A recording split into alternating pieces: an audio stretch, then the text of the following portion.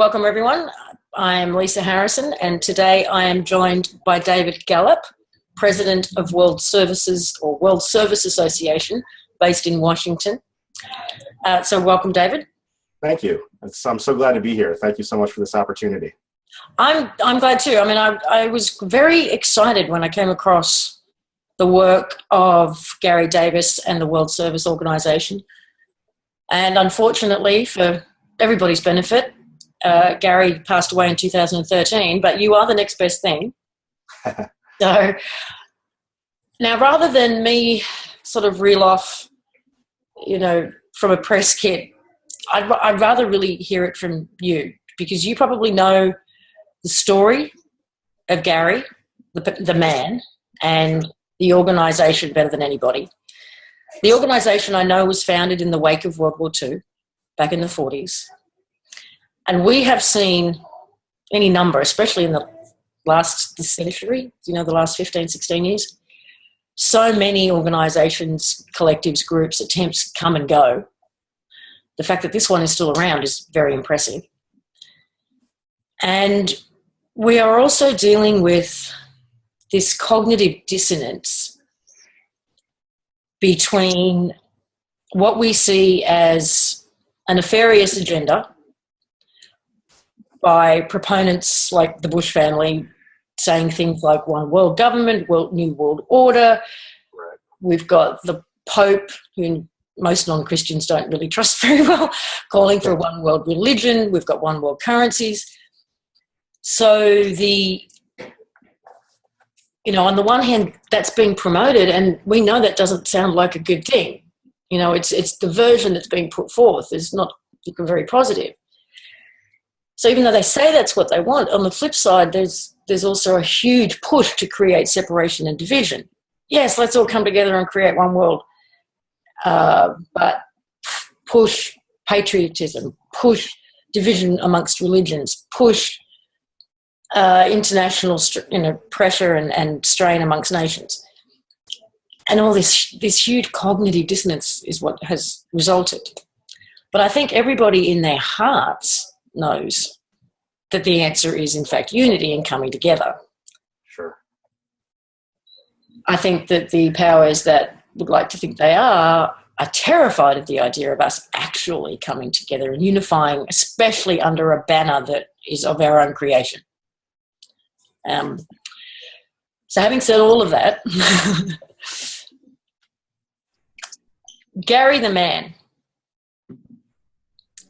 you've personally have got a pretty impressive resume in terms of your own work with human rights prior to becoming involved in World Services and meeting Garry. So what's your experience of Garry the man? And then we'll move into the organisation. Sure. Well, I'd like to go back to one of the first things you said is that, I'm the next best thing. No one can really stand in the place of Garry Davis. He had it was a unique life in that he was an actor, and I'll tell you a little bit if you'd like to hear about his story. He was an actor, but he was forced into a violence in World War II that made his comedic side sort of disappear, you might say. And but no one can stand in his place in that the fact that he was a bomber pilot, was a decorated war hero, came back a hero, but then gave all of that up in favor of, like you said, unity, in favor of world citizenship, is unusual. And of course, fortunately for myself, I've never been in a war situation, and I don't want anyone to ever have to be in a war situation, although there are many wars going on right now in other parts of the world. Yeah.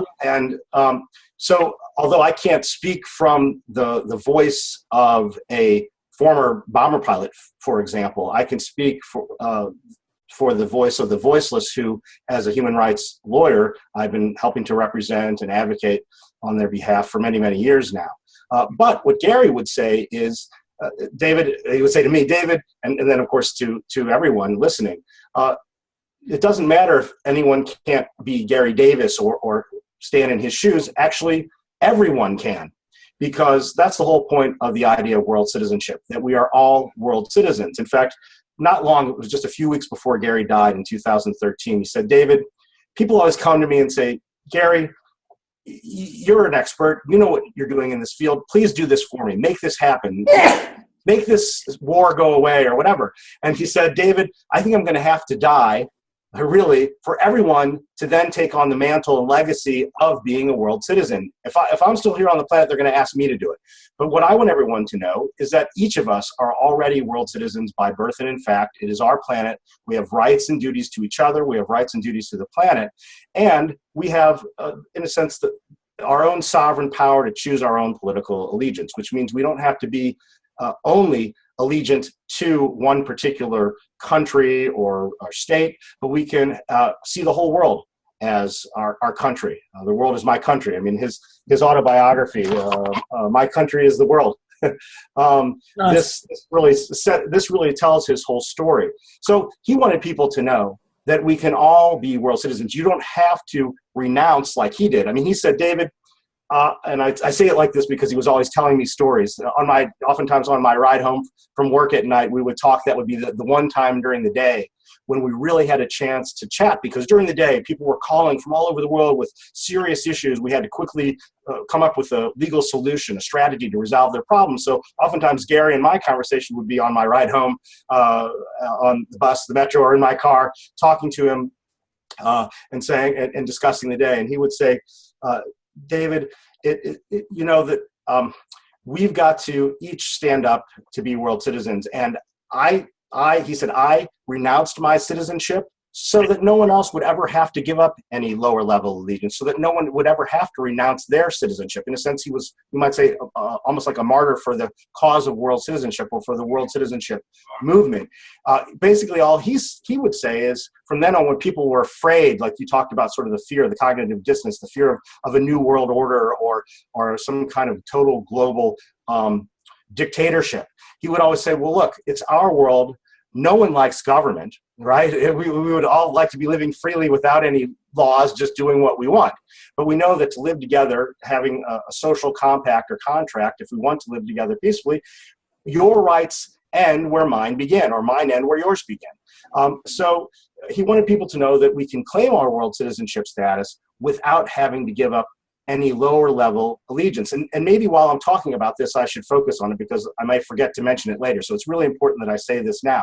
And that is, if you come to World Service Authority, either in person, which people do, come to our office, or by email or by letter or by phone, and you reach out to us, to our headquarters in Washington, D.C., and you want to register as a world citizen, or if you want to claim that higher level allegiance, you might say, to humanity and the earth, you don't give up any lower level allegiance. You don't have to give up your Australian or your Chinese or Ghanaian citizenship to become a world citizen. You're really just adding a higher level of coherence, a higher level of understanding. And you might say that you're legally, officially, and politically claiming your allegiance to humanity and the earth, and to respect for our rights and duties. But citizenship is like concentric circles. And I've never been to Australia. I'd love to go at some point. I'm hoping to go with my family in the next couple of years. But have you ever, in Australia, taken a pebble and thrown it into a still pond? Have you ever done that? Of course.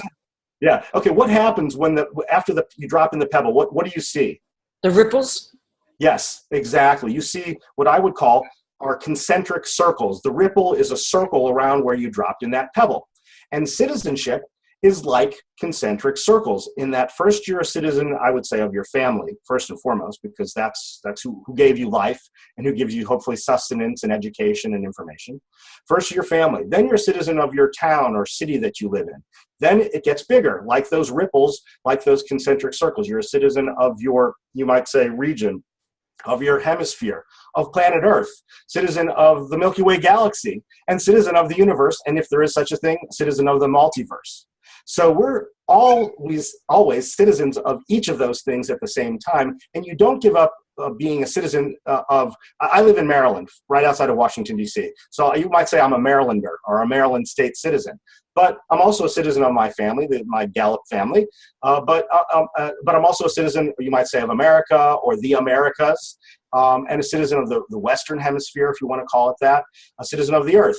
a world citizen. So I'm all of those. And I don't give up my state citizenship being a Marylander just because I'm a world citizen. Not at all. In fact, our rights and duties at all levels are actually the same. We're not taught that in school, but they are exactly the same. We have rights and responsibilities, many of which have been reaffirmed in the Universal Declaration of Human Rights from 1948. And I can tell you that story, which is a very interesting story that not many people know about a little bit later, about the Universal Declaration of Human Rights from 48. But that's a fundamental restatement of our rights, as you might say, as world citizens on the planet. So I just want to reassure anyone listening that you can be a world citizen as well as be Australian or be French or whatever at the same time without giving up any other allegiance. You used the word higher authority, though, earlier. Okay. Higher authority according to who? I mean, is it actually recognised legally, lawfully, UN level, all of that as a higher authority? Or is this a personal declaration of higher authority?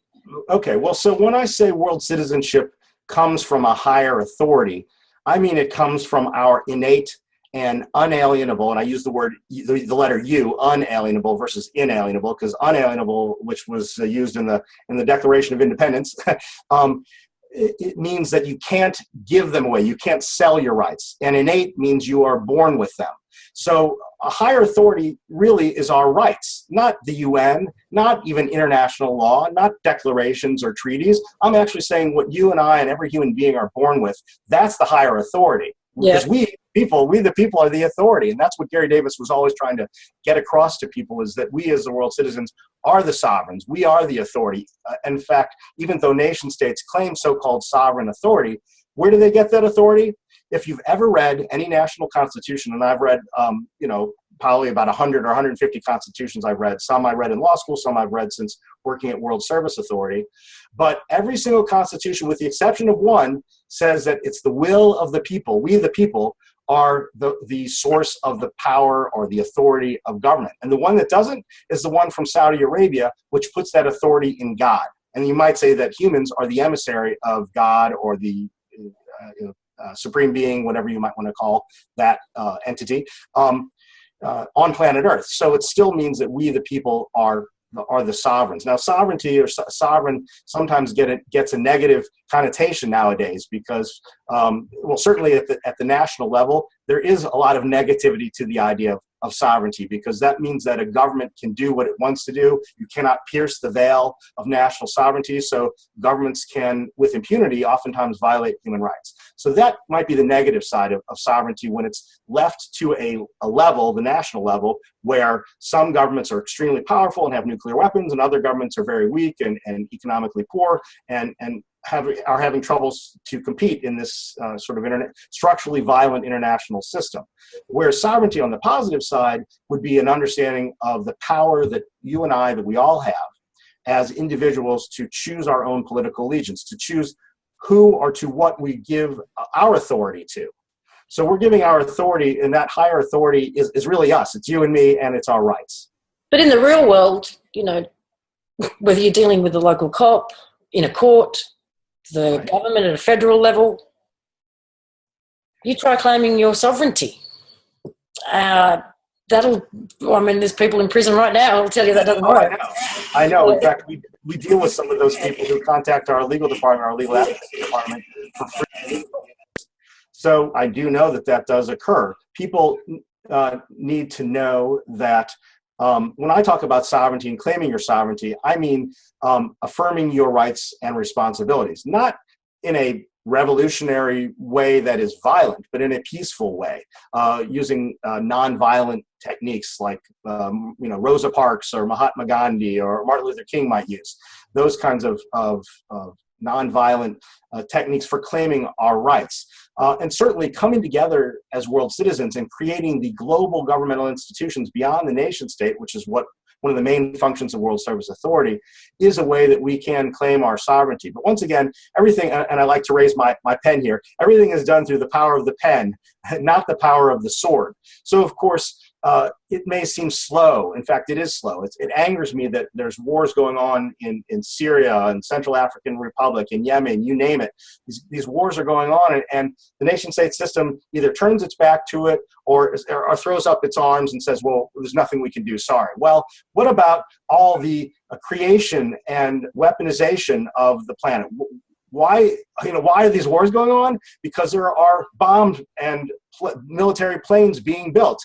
There would be no way to have a major war if we stop selling bombs and we stop selling weapons and we stop producing them. I mean, I don't know if you've heard of a man named Buckminster Fuller. Buckminster Fuller was an eminent scientist and cybernetician. He talked about instead of creating weaponry, creating livingry. That is, creating the tools that will help us to live together peacefully, tools for construction and building our lives rather than tools for destruction. So our focus at World Service Authority is helping people to understand that we can claim this higher, you might say, higher authority, this higher sovereign level, but not in a violent way, not necessarily even giving up a lower level of allegiance. Because I love the fact that we live in such a diverse world where I can learn another language, I can learn about another culture, I can eat and enjoy the arts and poetry and food or something of another culture. We never want to get rid of that. That's what makes being human so interesting, so fun, so exciting for the people, at least who are not being violently oppressed, who can actually meet those higher level needs and experience those things. And I like to see a world where everyone can experience our higher level needs and not just stay at that base level on, like you might say, Maslow's triangle of needs of just trying to fulfill their needs of food, clothing, and shelter. So many people are stuck at that level, and we want to bring everybody up, and not by bringing anyone down or getting rid of anything, but by raising up. And I guess and you can find this online. It's there's a chart called What the World Wants and How to Pay for It. And it's a chart I actually have, I don't know whether your viewers can see this, but it's a chart that you can't see the whole chart on the camera maybe at one time, unless I guess if I move it back. But on this chart, you can see that only 1/4 of the chart is what would be required to resolve some basic issues that humans and humanity are facing on planet Earth, like, of course, global warming or pollution or illiteracy or disease. The other 3/4 is what, in fact, the whole page is about $1 trillion. So each of those little squares represented about $1 billion. So $1 trillion is spent every year preparing for and waging wars. If we just, like on that chart, it shows, if we just spend 1/4 of what every nation state together spends on preparing for and waging war, we would have enough money, enough resources, human, natural, and economic, to resolve so many of the world's problems that lead to war, that lead to humiliation, that also leads to violence. So it's a question of priority. It's a question of political, social, economic will, and how we choose to spend or use our resources. And we at World Service Authority, which is which I haven't mentioned this yet, which is the administrative branch of a world citizen government that Garry Davis and other world citizens founded in 1953, we are trying to raise awareness of the fact that we can create livingry and that we can have abundance for everybody if we're not wasting all of our resources, human and natural. In fact, one of the biggest polluters in all of human action is war. War pollutes our planet. It leaves nuclear devastation, even and nuclear material, even if it's not to create nuclear weapons. But they want to charge us for carbon usage because that'll fix it. Well, that's one way. The polluter pays principle is that everyone who makes a certain amount of pollution should somehow account for that. But the people who are creating that weaponry aren't paying those carbon taxes. No, they aren't. Oh, certainly not. No, I completely agree with you there, Lisa. But you can by all means call me a conspiracy theorist. I've got no problem with that at all. Everything you've just stated is by design. And the people in those national level positions who are supposedly making these choices, that is their agenda. And as long as they're there, that won't change. That's my feel. So I just wanted to jump back a bit because you said that when people... I didn't give Gary's story, but go ahead. I'm sorry. That's okay. We're going to go all over the place. I can see that. That's okay. You said that when people come to World Services with their issues, their problems, and you guys, come up with a solution. So what kind of problems are people coming to World Services with? And Sure. What are the solutions that World Services can offer? Sure. Well, probably the main reason why World Service Authority was founded, or why Garry Davis needed such an organization for himself, and then, of course, so many other people have found it useful and have needed it, is because people are undocumented in so many parts of the world. That means that for whatever reason, their ethnicity, their place of birth, just their economic circumstance, they are not either allowed to get citizenship, they can't get citizenship, or if they've been persecuted, they might not want to have the citizenship of a government that has persecuted them. So for Garry, because he was stateless after he renounced his U.S. citizenship back in 1948, he was being detained about 20 times. He was detained over about a 5-year period simply because he had no document. Well, it was more than that too. He always was trying to expose the hypocrisy of the nation-state system and its fictional borders. So that was another reason why he would always stand his ground, whether it was at a border or trying to cross a border. And sooner or later, they would get angry at him and then detain him or arrest him. So he was arrested many times, but oftentimes it was simply because he had no document to show. And it was, after that experience, he decided that he would create this document, the World Passport, which was a document that helped him to cross, into about 100 different countries in his life. He traveled all around the world with only the World Passport, because once you renounce your national citizenship, you cannot carry the national passport. They take it from you at the renunciation ceremony, you might say, or when you raise your hand and renounce. So they took it from him, and so when he left the U.S. Embassy in Paris, he was stateless. He had no documents, and the French kept trying to either give him papers or kept wanting to send him out of the country.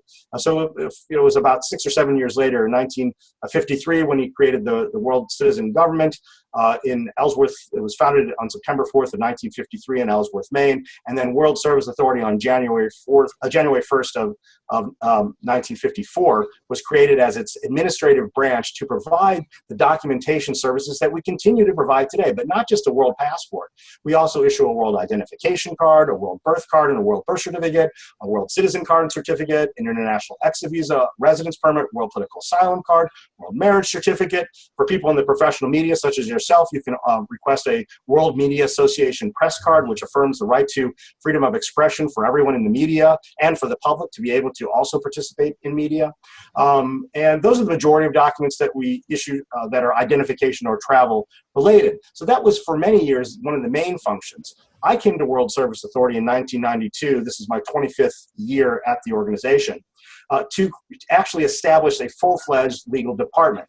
So in addition to providing the documentation and travel service that you might say that World Service Authority was initially known for, we wanted a legal advocacy department that could provide backup and, as you said, legal strategies to assist refugees, stateless persons, others who are persecuted, people who are displaced, people who are just maybe oppressed, but not maybe to the level of a refugee, you might say, who contact us by email, by phone, by letter, even sometimes still by fax, believe it or not. We sometimes get requests. I know, I can't believe it's. You actually got one in the office. That's impressive. We still have a fax machine in our office. There are places where we have to send a fax because that's the only way we can get an urgent message to an official, at an embassy in a remote village or something. So it's frustrating sometimes, but when we are trying to get a hold of government officials or a hold of an individual to try to help them, and we can't sometimes. But it always amazes me, though, that sometimes we get someone in a remote setting who has a cell phone and they have all their email on it, and they're a displaced refugee, yet somehow they have their cell phone, which is great. I think it's empowering for them. So anyway, so the other service that we provide, in addition to the documentation service, is the service of advocacy, legal advocacy, and it's a free service. We do not charge for the legal briefs, the legal letter writing campaigns, the legal petitions to intergovernmental commissions that we have done over the years and that we continue to do. So that's another aspect, but there's more aspects to World Service Authority. We have many different projects and programs, which we don't have enough time to go into each one, but just a couple quick ones. We have a human rights awareness project where we are providing multiple copies of this Universal Declaration of human rights in multiple languages to people all over the world. This is a UN document, and I mentioned this earlier. This was produced in 1948 and accepted unanimously. We provide that to schools, to NGOs, to intergovernmental organizations, to religious groups all around the world so that people can know their rights. If you don't know your rights, how do you claim them? If you're not taught them in school, then you're stuck thinking, oh, well, the government can do whatever it wants to me because they're the ones in power. I can't do anything. But once you have been taught that you have rights, it's then that you can begin to claim and then exercise them. So that project is really dear to my heart, the fact that we provide, in fact, everyone who gets an application form even, who's mailed in their request, gets a copy of the Declaration. Everyone who actually ends up getting a world passport or a world ID, registering as a world citizen, will get a copy of the Declaration of Human Rights. And like I said, we send out thousands and thousands of copies to people all over the world. And a fun little story for me is there's a UN information office in Washington, D.C., and they occasionally will run out of copies of the Declaration. And their chief librarian would call me up and say, David, we've got a group of 500 students coming in this week. Can we get some copies of the Declaration? I say, sure. And so we have tens of thousands of copies of the Declaration stored in our office so we can give it out. So that's for me, an important project that we're working on. One of the most important projects that we've really just started working on is the establishment of a World Court of Human Rights. And maybe we should talk about that a little bit later, perhaps than now, because then I'm going to get so far away from maybe talking about the Garry Davis, the man, kind of, which I do want to get to really at the beginning here, so that everyone listening can get a better understanding of the history behind why World Service Authority even exists. But we are working on a World Court of Human Rights that would provide individuals with standing to sue national governments or even corporations when their rights are violated. We don't want to see impunity to exist anymore, no matter what at any level. So let's hold off maybe on that. Okay, let's get back to the Garry Davis story. Garry Davis, the man. Well, so and don't mind me. I'm going to smoke my organic tobacco over here in the corner. Not at all. Not at all. I mean, once again, if I say something that you want to challenge or that is intriguing and that you have to stop me, please feel free to say, David, wait a minute. I will. Challenge you about that, please. Well, so. Of course, when I came to World Service Authority, I had never heard of a world citizen government. I had really never heard of World Service Authority. I found out about the position. I had just finished working at the International Human Rights Law Clinic at American University's Law School. I was looking for work in international human rights. This was in the early 1990s. And so I had a friend who worked at the Nature Conservancy who had a friend whose sister used to work at World Service Authority. So the sister told her sister, who told my friend that they were looking for a lawyer. So that's how I got the position. And when I got there, I didn't know anything about Garry Davis, but they gave me Gary's book, his autobiography, My Country is the World. They gave me, and this was before I even had the interview, which was a few days later because I went to the office to meet the previous president. And then they gave me a book called Passport to Freedom, subtitled A Guide for World Citizens. Those are two of Gary's probably most popular books. He'd written 10 books in his life, though, but those are probably the two most popular. And so I quickly was reading through those before I had to meet with Garry on a Sunday afternoon for my interview with him. But, of course, over the first 5 to 7 years of working at World Service Authority, it was much more learning about the organization and what it meant. But then by 1994, I was vice president of the organization. And by 1998, I was acting president. In 1999, I was president. So once I became president of the organization, I think Garry, was able to, just because of the dynamics of the situation, open up more to me because even though we were working on a day-to-day basis together, in fact, back even in 1992, we were able to share computer hard drives using like a 1200 baud modem, believe it or not. I could see what was on his hard drive, which was up in Burlington, Vermont, where he lived, because he didn't live in D.C. by the time I came to World Service Authority. He was already living up in Burlington, Vermont, where he lived for the rest of his, the last 20 or so years of his life. And he would come, he had an apartment in Washington, D.C. where he would come down. But after I became president, really, Garry and I had these really deep conversations about why he gave up his citizenship, why, in a sense, he gave up comedy and acting, and for this, to be a world citizen, to act as a world citizen. I mean, the rest of his life was acting as this human being, this world citizen that he wanted everyone else to accept and understand the importance of doing the same thing. So and once again, those rides home were really precious to me. I really miss them now that I can't call Garry Davis and say, Gary, this is what happened to me today. Can you believe it? And he's like, of course I can believe it. Listen to what happened to me, yesterday or 3 years ago or 30 years ago, because he was an amazing storyteller. Partly I'm not an actor. I wasn't ever trained as an actor. Some people might say I'm kind of a ham. I don't know if you use that expression, being a ham. Yeah. So I like being goofy, and I like being on Snapchat and stuff with my kids and all. But you won't really get that so much in this kind of conversation with me. And most people wouldn't get that with Garry either, but I would get that with Garry. Fortunately, I had a really close friendship with him by the end. And so, of course, I was devastated when he died. He was almost 92 when he died, but I was really expecting him to live to 100 because he was so strong up until really the last month. He died of cancer in the end, but he was so strong. And I love to tell this story. This sort of says it all. On his way, the Friday before he died, he was an ambulance came to his home, and he was going to be going to a I can't think of the word now. The place where you go when to take care of yourself right before you may die. I can't think of the word right now. The hospice. A hospice, thank you. He was about to go to a hospice. And in his hand, as he was getting into the ambulance, he had a copy of that Declaration of Human Rights that I showed you. And he handed it to the ambulance driver, and he said, "Sir, you've got to know what your rights are. Please take a copy of this declaration." And this is on his way to the hospice 4 days before he's dying. He was so strong-willed. I'm sorry? To the end. To the end, exactly. So that sort of says it all. But let me go back, way back, to when he was a child. He grew up in Philadelphia, and his parents his father was a man named Meyer Davis, who was a band or an orchestra leader, a jazz orchestra leader, and he was really well known in jazz music circles. He headed orchestras all the way from New York down to Washington, D.C., but stationed in Philadelphia.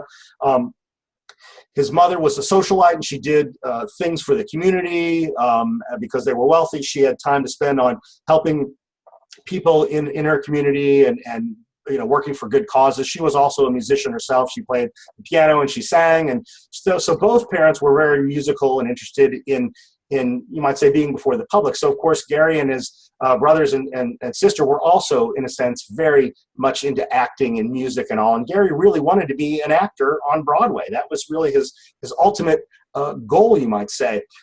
He went to school in a Rolls Royce when he was a kid. His family was so wealthy, and really, it was almost his parents were so busy on working with the orchestra and doing other things that oftentimes it was the family, the people working in his home, the housekeeper or the butler or something who Garry befriended, so much because his parents were away so often.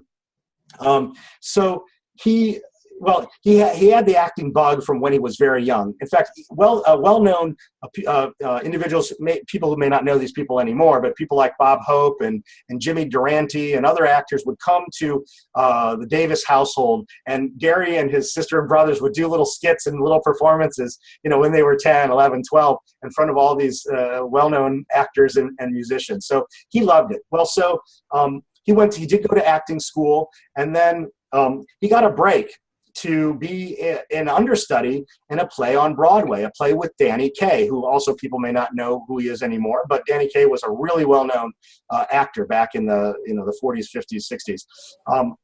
So he got this role in a Broadway show as an understudy. So he learned the role inside and out. He knew everything that he needed to do to be Danny Kaye's understudy. And the worst thing, of course, for the main actor is to get sick. But the best thing for the understudy is for the main actor to get sick. Yep. So not that Garry wished it on him, but it ended up happening one day. Danny Kaye, his voice, he had like a frog in his throat. He couldn't sing. He could hardly talk.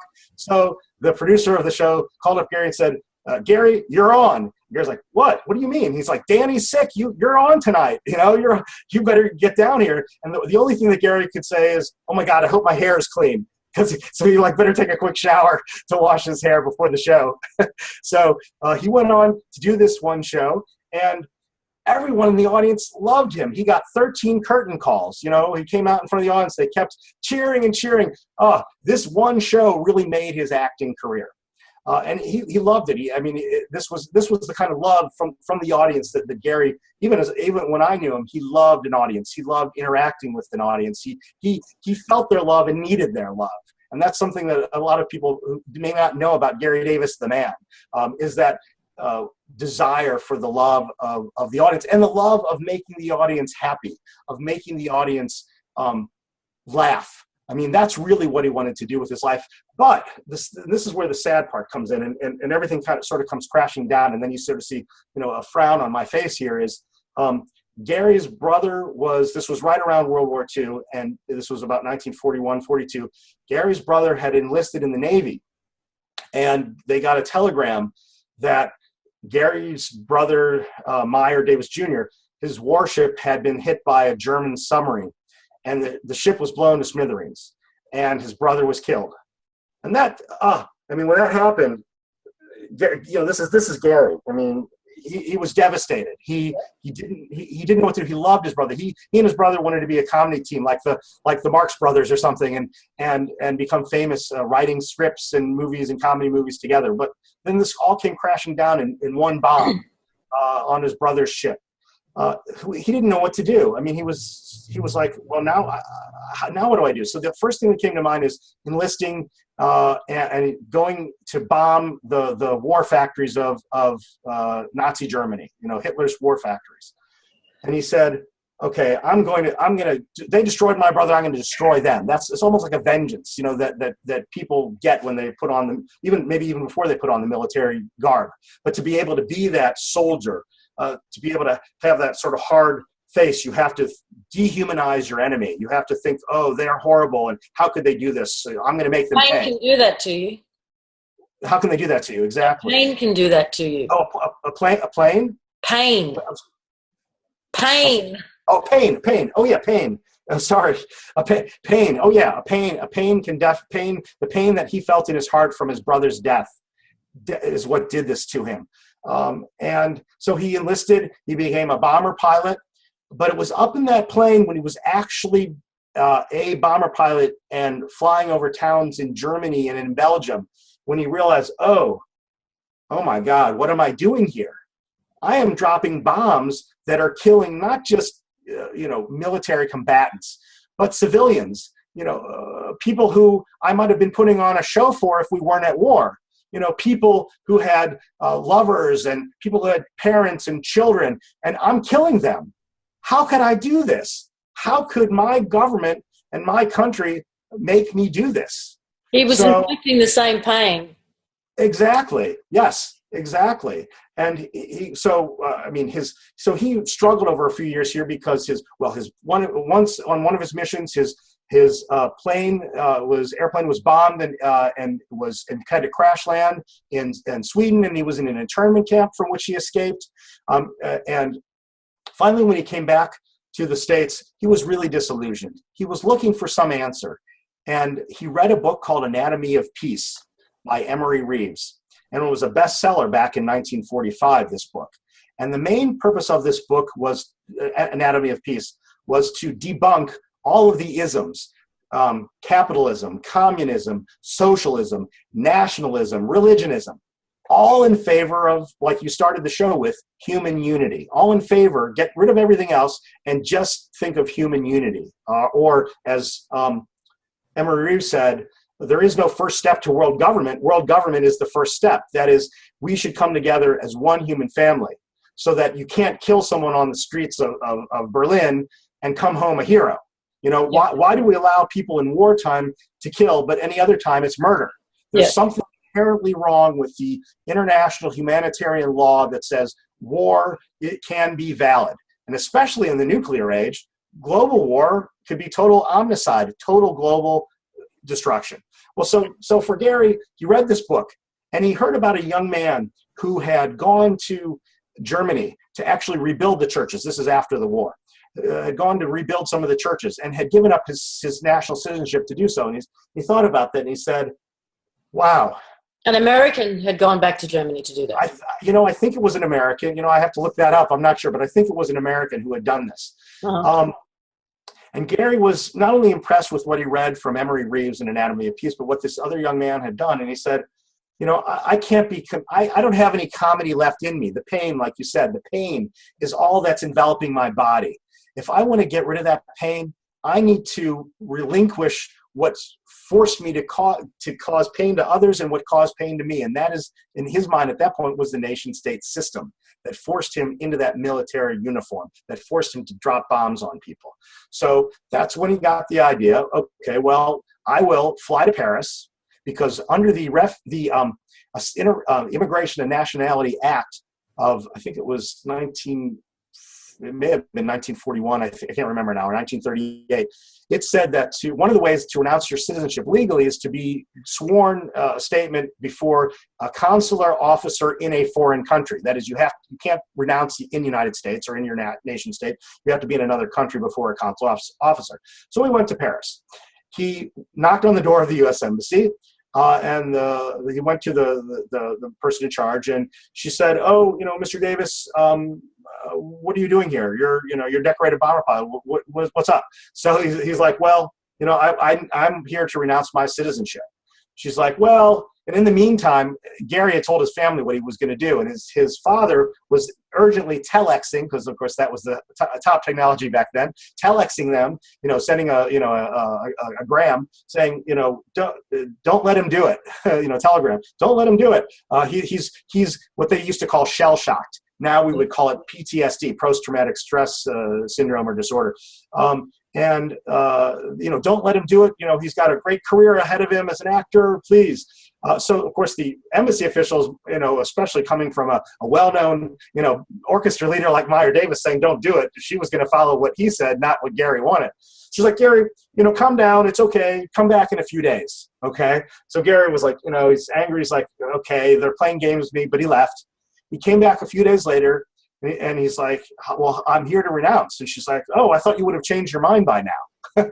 And he's like, "Well, no, I'm here to renounce." And she's like, "Well, I really don't think that's such a good idea." She's going through these arguments, and he's like, "Look, ma'am, if you don't pull out of, the oath of renunciation right now and allow me to take that oath, I'm going to immediately call Washington, D.C.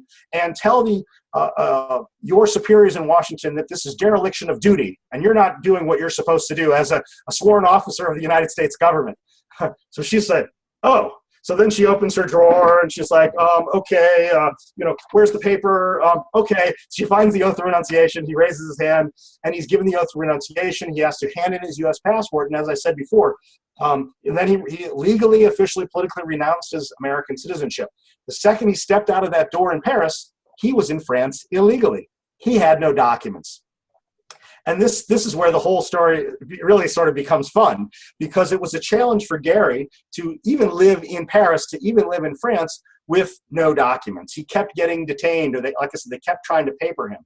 But one exciting thing that was happening was in November of 1948, the Palais de Chaillot, which is the U-shaped building across from the Eiffel Tower in Paris, was hosting the UN General Assembly. So the United Nations, because the building that's on the Hudson River in New York was not yet built. Okay, so they were figuring, they were still building it and it wasn't ready yet. So they had the UN General Assembly meeting coming in middle of November, and Garry said, he read in the news, in Le Monde or Le Figaro, one of the Paris newspapers, that they were going to declare all the land right around the Palais de Chaillot as international territory. And he said, well, if that's international territory and I'm a world citizen, well, that's where I need to live. That's where I need to go. They can't kick me out because this is now, in a sense, belongs to the world. Yeah, right. It's no longer belongs to France. And so if I step into international territory, I will no longer be in France. And that's even true today. If you are inside or on the grounds of a consulate or embassy, you're not in the country that the embassy is in. You are in the, officially, or you might say legally, in the country of that consulate, and not in the, you know what I'm saying. So, yeah. he decided he had a little sleeping bag, a little roll to put down, and so on one day he's in France, and that next evening he's living in international territory, and his biggest fear. Outside on the ground in the sleeping bag. I'm sorry. Just outside on the ground in a sleeping bag. Yes, and his biggest concern was, where am I going to go to the bathroom? That was his biggest concern. That's true for every human being. Where do we go? But fortunately, he found a place right outside of the commissary, the place where all the UN diplomats would go to have their lunch or their dinner or even their breakfast. Right outside, there was a door that was always open to the commissary, and there were a set of steps. And there was a big sort of large step where he could put his sleeping bag and his pad below the sleeping bag and sleep there, but still leave that there, go into the door, get some lunch, and then come back out. Well, so all the world's media was in Paris for this UN General Assembly session, because think about the UN. It's sort of boring now. It's been around for so long, we take it for granted. But back in 1948, it was only 3 years old. People weren't sure if it was going to exist any more than the League of Nations existed. They weren't sure what it was going to lead to. Would it prevent a World War III? Would it prevent any other war from coming? So there was all the media from the world, and the media started going and like, who's this man on the steps of the Palais de Chaillot in his sleeping bag? Because they weren't used to maybe kind of the homelessness situation that you might see now, where maybe there is someone in a sleeping bag on the steps of the Palais de Chaillot who's just simply homeless. So in any case, they came and started interviewing him. And back then, one of the main ways people got news besides radio was by newsreels. So that there's Fox Movie Tone News would have newsreels, and when you would go to the movies, you would see news at the beginning of the movie, right? Yeah. Before the movie would start. So they were filming Garry on the steps of the Palais de Chaillot, and so more than the whole press corps, excuse me, from all over Paris came, and he was getting interviews day in and day out on the steps of the Palais, and he was explaining what he was trying to do, which was that he was no longer legal in France, but he was legal on international territory as a world citizen, as a stateless world citizen. So after about 6 days and nights, the UN was getting upset with him because he was getting more attention than the work that they were doing inside the chambers. So excuse me, I just need to take a sip of water. It's okay. Actually, sorry. If you don't mind taking a 30-second break. Sure, of course. I will get back to the story. I'll be right back. One moment.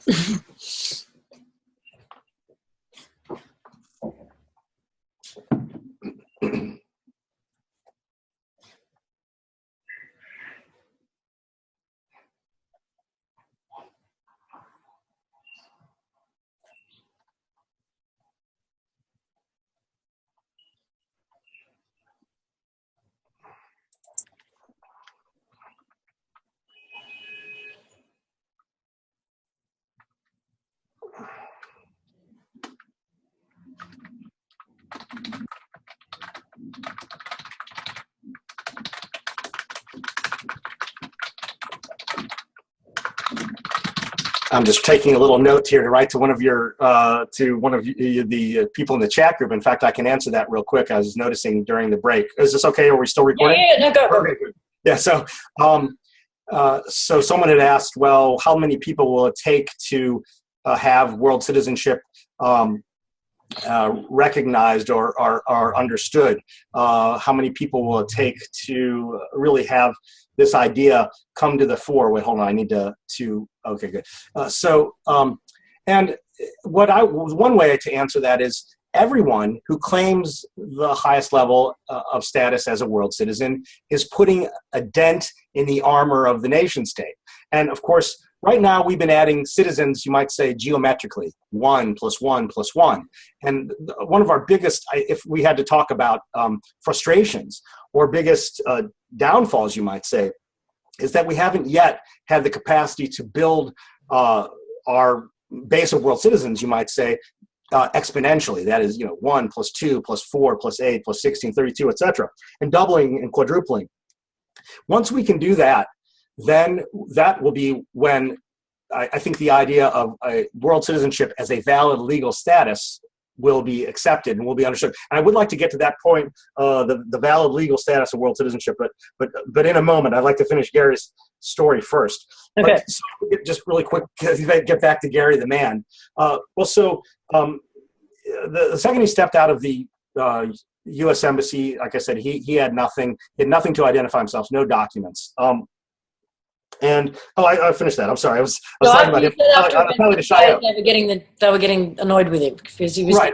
They were getting annoyed. Right. That's where I was. Sorry. They were getting annoyed with him, and they said, okay, he's getting more attention than we are. They decided that they were, and this is illegal, but they called the French police to come into international territory and on the seventh morning, drag Gary out of international territory and back into France. Okay. Yeah, totally illegal. They should not have done that, but they did. Well, in the meantime, Gary was able to stay in Paris, and the next big thing that happened after that was the fact that Gary had gotten so much publicity and press from having camped out there.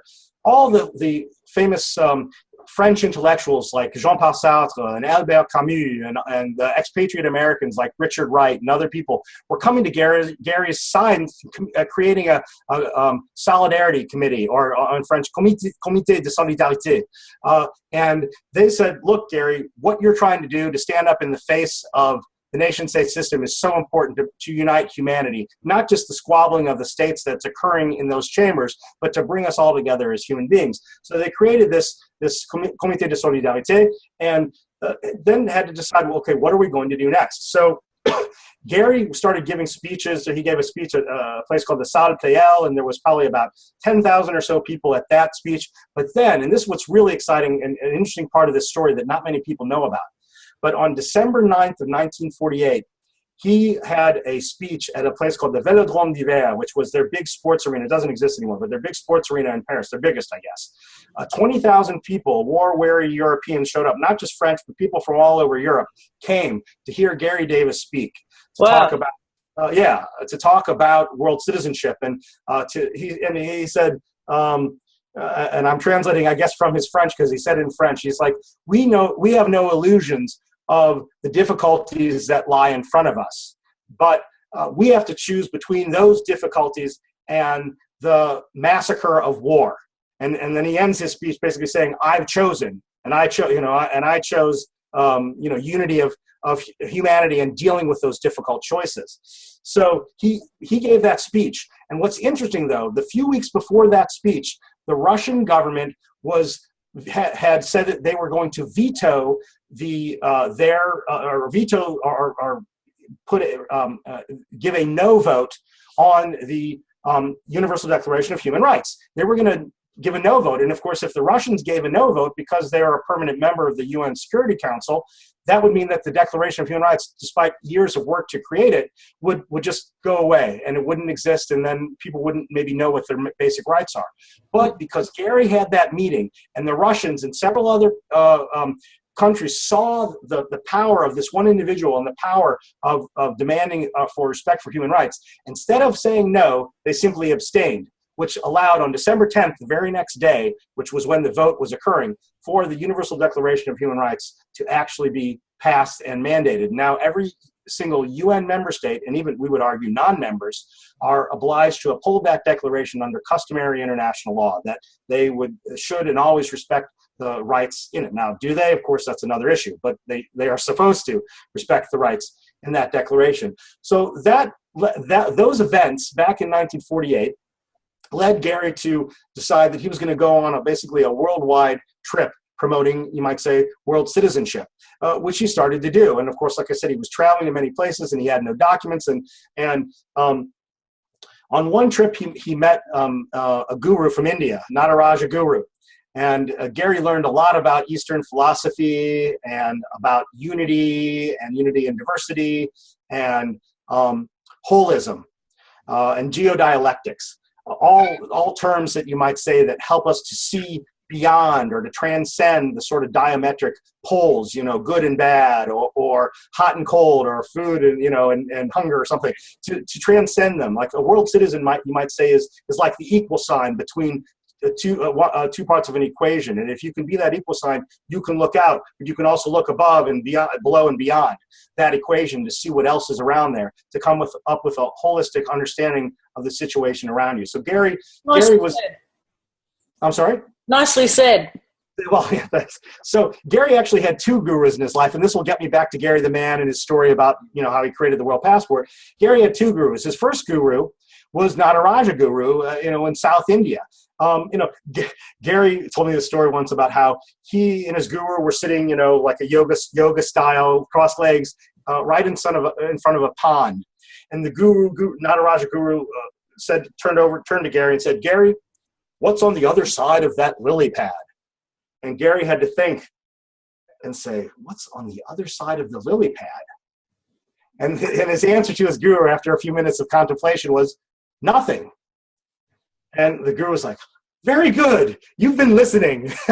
And because if you ever study science at all, you know that because of the surface tension of the water, when you lift up a lily pad, the lily pad is dry. Water is not sticking to it because of the way it sits right on top of the water. So Garry had to think holistically of that whole pond, the water in it, the lily pad on top of it, and what was the guru really also asking him? To look at the whole picture holistically. So Garry had this guru, and one of the reasons he met up with this man and sat at his feet and learned for I think it was at least a year or so, was because so much had been put on him in his early life, because he was only 26 when he renounced and became world famous. He was on the cover of Time magazine. He was on the cover of Life magazine and all the newsreels. Probably he became more famous than maybe he could have, at least at that point, even as an actor. And all that was a lot of pressure on him. He had the pressure, of course, from the war and his brother dying, but then he had all this pressure from the people saying, "Garry," like I said at the beginning of our conversation, "Garry, do this, change the world for us. We're suffering." And that was a heavy weight on his shoulders. So he had to move away from that for a little bit. And this was in the early 1950s. And Guru Nataraja Guru said to Garry, "Look, Garry, I know you have pain. I know you're hurting. So look, the universe is going to go on no matter what you do. You don't have to do anything. You can just sit here, relax, take in the sun, take in the fresh air, and just be calm. And that's okay. Everything will still go on." And that was eye-opening to Garry. That totally changed his life. Sorry, It's okay. I'll hold for a second.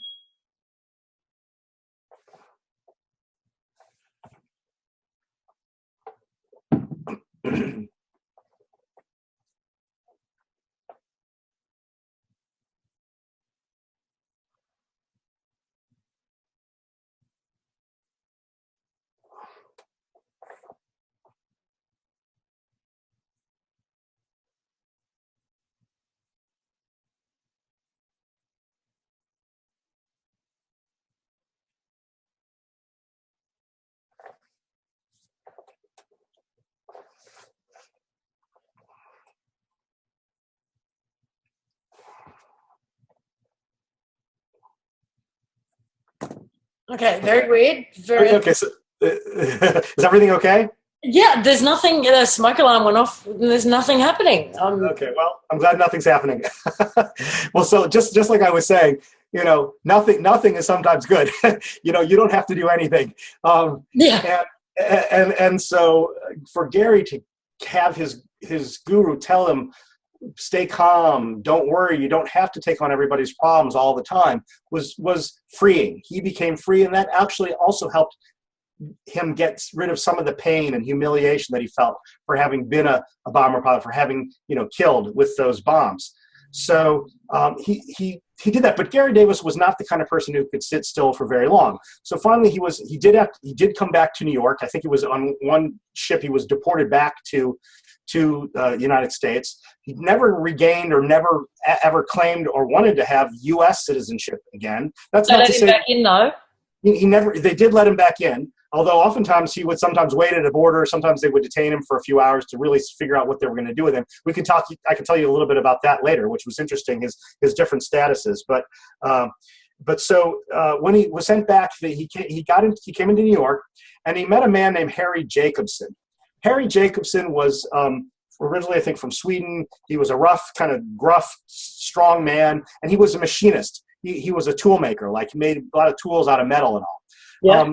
And Garry wanted to do something that was sort of mindless, that he could like make things out of metal parts and other things where he wouldn't have to use his mind like he was when he was, a few years before as a world citizen and promoting human rights and all. He could just sort of mindlessly do some work, feel like he's doing good by doing work, but not having to focus maybe on the problems of the world so much. So he started working with Harry Jacobson. And Garry also tells a story about this guru, how the guru also looked at a situation holistically. And let me tell you this quick story about Garry Davis, the man.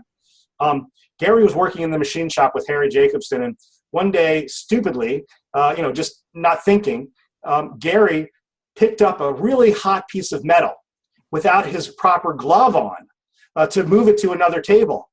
And then he looked out at his hand, and his hand was starting like to melt. And Harry Jacobson said, "Garry," and I can't say this on air, but he cursed him out really horribly. He's like, "You better put that down. I can't believe you, crazy, whatever." So he's like, and Gary's like, so Garry, when hearing Harry Jacobs yell at him, who'd never yelled at him ever in his life, in the few months that he'd been working there, yell at him, Garry immediately dropped the hot piece of metal. And then Harry Jacobson then, as soon as he dropped it, he yelled at him a little bit more and said, "Garry, that was, the stupidest thing. How could you do that?" Blah, blah, blah. And then, but as he was yelling at him, he took a very cool cloth with cold water, wrapped it, or the cool water cloth around Gary's hand, and was still yelling at him. And the whole point of this yelling was because he knew, taking the picture of holistically of what happened to Garry there, was that, look, if he could get Gary's mind off the burn and off the pain and have his audio sensory be overloaded with yelling and embarrassment almost from this, that the pain would subside. And he was right, because after about 5 minutes of yelling, and then Garry looked down at his hand, and Harry said, "Is your hand hurting?" He's like, "Well, no, not really." So Harry Jacobson, as his other guru, had to look at the situation holistically. What was happening to Garry? What could he do immediately to prevent this from really hurting, Garry? Yeah, you might have to hurt him, verbally for a few minutes to make the physical pain go away, which worked. Well, so what Garry was getting very frustrated, seeing that, the Korean War was just about to start, and all these other things were going on in the world that just looked like it was, the Soviet bloc countries were, they were building walls, like the Iron Curtain and all these things were, but he had just been in a war to try to end and had renounced his citizenship. And I didn't even mention this yet, but I'll go back and mention it in a minute. But all this frustration, he's like, well, gosh, what am I doing here if I'm not trying to change the world? I'm not, I don't have the comedy in me, as an actor to be a comedic actor anymore, but I can go back on the world stage and try to make a change. And Gary's guru, Harry Jacobson, said to him, "Garry, if you want to make something happen, if you want to make a change, you have to go and do it." So what's funny in Gary's life is he had two gurus. First, Nataraja guru said, "Garry, don't do anything. Do nothing, and it's okay." And his other guru, Harry Jacobson, who said, "Do something. You better do it, or you're going to be frustrated that you didn't do what you could do to make a change." So, of course, really, in the end, Garry took that viewpoint of making a change. But let me just step back, sorry, because that already takes us to about 1953. Let me just step back really quick to 1948. Well, I finished pretty much that, but after Garry having renounced and had been camping out and becoming world famous, he created in 1949 an international registry of world citizens that registered almost 1 million people from around the world who heard about Garry and said, "Oh, if he can be a world citizen, I can be too." And that was Gary's whole point. We can all claim that status if we choose so. So he created this registry, and of course he got a lot of help. In fact, it was really funny. He was staying at the Hotel des États-Unis, which is the hotel of the United States. So it's like the Paris U.S. hotel, you might say. And it ended up that even though it was Hotel des États-Unis, it was really Hotel du Monde, the hotel of the world, because he had like 3 or 4 different floors completely taken up of the hotel for this creation of this registry, because not only did they get about 1 million people who actually got a world citizen registration document with their photo on it that says "I'm a world citizen" in multiple languages, but they got about, Garry told me this was about a year before he died, he said, "David, did you know that there was about 7 to 8 million people who sent postcards and letters and notes over a 2 or 3 year period to support what we were trying to do and what we're still trying to do to promote." Were these million people are sort of predominantly made up of displaced people after the war, or Well, just okay, that was kicked more off really. people after the war? Yeah, no, it was really the people who said they wanted to be a world citizen were not just displaced people. They were people from all walks of life, people who had, wealthy, owned a chateau, but as well as people who were, living in poverty.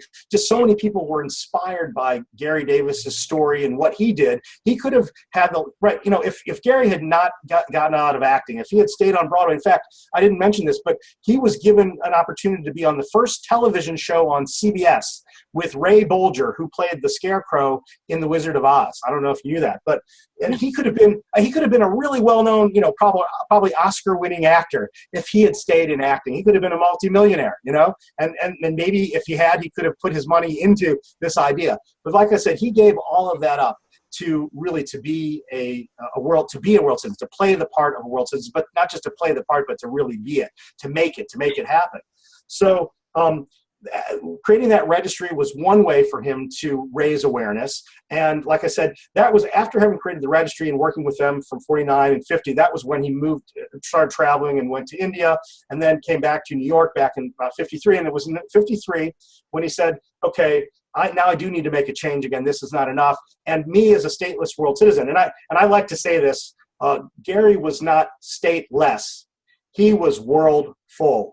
And that's a word that doesn't exist, but I'm creating it. He's worldful, WORLDFUL, meaning he is full of love for the world, full of understanding for the world. Because when you say stateless, less means something that's lower, or it's not as good or something.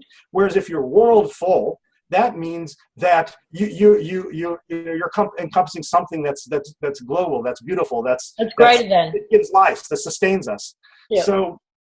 So Garry is world full, and so he said that I need a government that represents me. But then, and this gets into your question about like displaced people, because there were so many still displaced people after World War II, and of course now there's about 65 million people who are either displaced, which is about 20 to 30 million people who are displaced. There's about 25 million people who are refugees, and then there's about 10 million people who are stateless, meaning they have no national citizenship. Like even in Myanmar and in Burma, there are 1 million people who are stateless who are called the Rohingya refugees. And some of those people have contacted World Service Authority to get the world passport so that they can live their life and maybe get a job in other countries, like some have in Paris and France, actually. So Garry said, look, for me, as a stateless or stateless world citizen, or as a world citizen, I need a government that is of, by, and for me, but not just of, by, and for me, but of, by, and for humanity. So that was when he created this world citizen government on the steps of the City Hall in Ellsworth, Maine in 1953. There was only about 100 people there listening to his speech. But of course, that went out over the Associated Press and other wire services, so people knew what was going on. Because Garry was always good at giving a press release to let people know what was going on. And then a few months later, he said, okay, not only do we have this government of, by, and for the people of the world, not just for me, but for everyone. And everyone can participate in it because it's democratic and participatory. I'm not the leader of it. I'm just a person who's helping coordinate it. But we also need a service organization, and that was when World Service Authority was founded in 1954. So not only to provide him with the first world passport, 000001, which was his passport, the first world passport, but then to start issuing world passports for a whole bunch of people. And in fact, for the first 5 to 10 years of the issuance of the world passport, Garry begged his father, who still had some money, as a wealthy orchestra leader. Garry would beg his father, please, can you give me some money so I can print another set of world passports? Because he was not even asking for any fees for the issuance of the world passport for the first few years. He was giving them away to many refugees. In fact, another important point that a lot of people are not aware of, but between World War I and World War II, there was an individual named Fridtjof Nansen. And Fridtjof Nansen created what's now known as the Nansen Passport, or the Nansen Passport Office. And that office provided documentation to refugees after World War I who couldn't get any national documents. And they were allowed to do it because, of course, at that point, the League of Nations was not functioning. The UN wasn't created yet. So they were a self-sufficient office that could provide documents to many thousands of people, and those were very effective. So you might say, and in fact, I've read this in professional journals about the law and about international law, that actually World Service Authority, you could say, is a successor to the Friedhof-Nansen passport, or the World Passport is a successor to that follows that. So anyway, now certainly World Service Authority is following in the footsteps of Nansen and maintaining Garry's legacy of providing documentation to as many displaced people as we can, but also to people who do pay issuance fees. So we do at this point, the main funding for World Service Authority is the document issuance fees and the small amount of donations that we receive from the global public. We receive no funding from any national government, no funding from any corporation, no funding from any institute or foundation. It's really just the global public. And what's great about that is that it's the public, everyone listening, who funds us, and we have to accommodate them. We don't have to accommodate some, institution or foundation, just the public. Which I think is the way it should be. Now, the negative of that is when we don't have enough issuance, when we don't have enough donations, it's very hard to continue functioning, actually. So because our funding is relying upon that, we don't, and even with our 8 or 9 or 10 different social media platforms, it's so hard nowadays to get the word out about world citizenship, because what we're trying to do is sort of amorphous, you might say. What is world peace? What is that? Whereas if you see a starving child on television, or a poster of that starving child, or you see a refugee fleeing, you might open up your wall and say, okay, I'm going to give $10 to the Red Cross, or I'm going to give $10 to some refugee organization or something. But when would you open your wallet to give $10 to world peace? It's hard for us to get that idea across to people, that we certainly need funding like any other organization, like any other human rights organization out there. We need the funding. And of course, if I were to also talk about another thing that we could be doing better about, and that would be raising awareness of the importance of our work, not just teaching people about human rights, not just teaching people what it means to be a world citizen, or you might say a good citizen, a good world citizen, but also helping displaced people and others who are persecuted through our free legal services. No person who comes to us pays a fee to get us to write a legal letter on their behalf, or to write an amicus friend of the court brief, or to petition an intergovernmental commission. All that is a free service. Maybe we should be charging for that service. It's certainly worth it.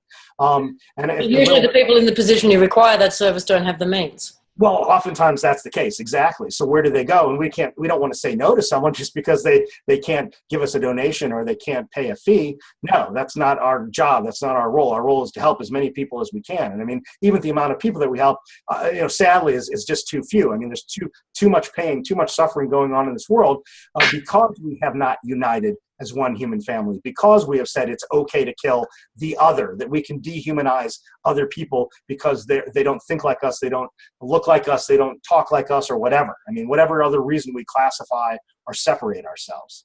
So, you made a comment earlier. You said that Garry Davis said he wants a government, or needs a government, that represents him, that is for and by him. So is there a government formed? Yes. Is a seated government? Are there people in place? Okay, so you might say that this world citizen government that does exist, but it exists only in microcosm, not yet in macrocosm. So right now it has its you might say its town hall or its administrative office, which is World Service Authority in Washington, D.C. We have our principal office. People from all around the world can come. We welcome people to come to our office, knock on the door, and say, hi, I'm here to get my documents, or to get a book written by Garry Davis, or to get a button that says I'm a world citizen. Any of those things, of course, we appreciate it when people come. But people, of course, in other parts of the world they're lucky if they can survive the next day. So they're not thinking of getting to Washington. So if we can help them wherever they are, that's the real goal, is to help people where they are, so they don't feel the need that they have to flee, or they're required to go somewhere else just to save their life. I mean, of course, the World Passport, the main function of it is to help people to exercise their right to freedom of movement. It's a fundamental, innate, and inalienable human right. And so many people can't claim it. That's why so many people are stuck in war-torn regions. But of course, we also see that so many people are claiming it, and it's putting dramatic pressure on a system that is the nation-state system that cannot handle it. This is why... Is there a 100th monkey? Is there a... Yes! Oh my God! Yeah. You know the story of the 100th monkey. Yay! Is there a figure that would tip a scale? Sure, sure. Okay, so that's so funny that you mentioned that. I was going to mention it, but I don't always mention it because not everybody knows. But there's a great book called The 100th Monkey by Ken Keyes Jr. And it was a bestseller. Hundreds of thousands of copies of this little book came out that talked about how, can you mind if I just tell a little bit about it? And then we'll talk about who the 100th monkey is. So it talks about how scientists looked at these monkeys that were eating sweet potatoes that were dirty. And they kept eating sweet potatoes that are dirty. But the scientists saw actually one small monkey washing her sweet potato in the river before she ate it. And she taught that to her mother and to other monkeys around her. But only the people that she taught learned that. The other monkeys just didn't get it. They didn't know. But she kept, the more people in the tribe of monkeys were washing their sweet potatoes, the better it tasted to them because the grit or dirt that was on it didn't taste so good. So finally, let's just say one night, there was 99 monkeys in this tribe in Takasikiyama, on the islands Takasikiyama, that were washing their sweet potatoes. Then the next morning when the sun rose, the 100th monkey washed her sweet potato. And then suddenly some kind of global, or you might say monkey mind change occurred. Maybe not human mind, but monkey mind change occurred.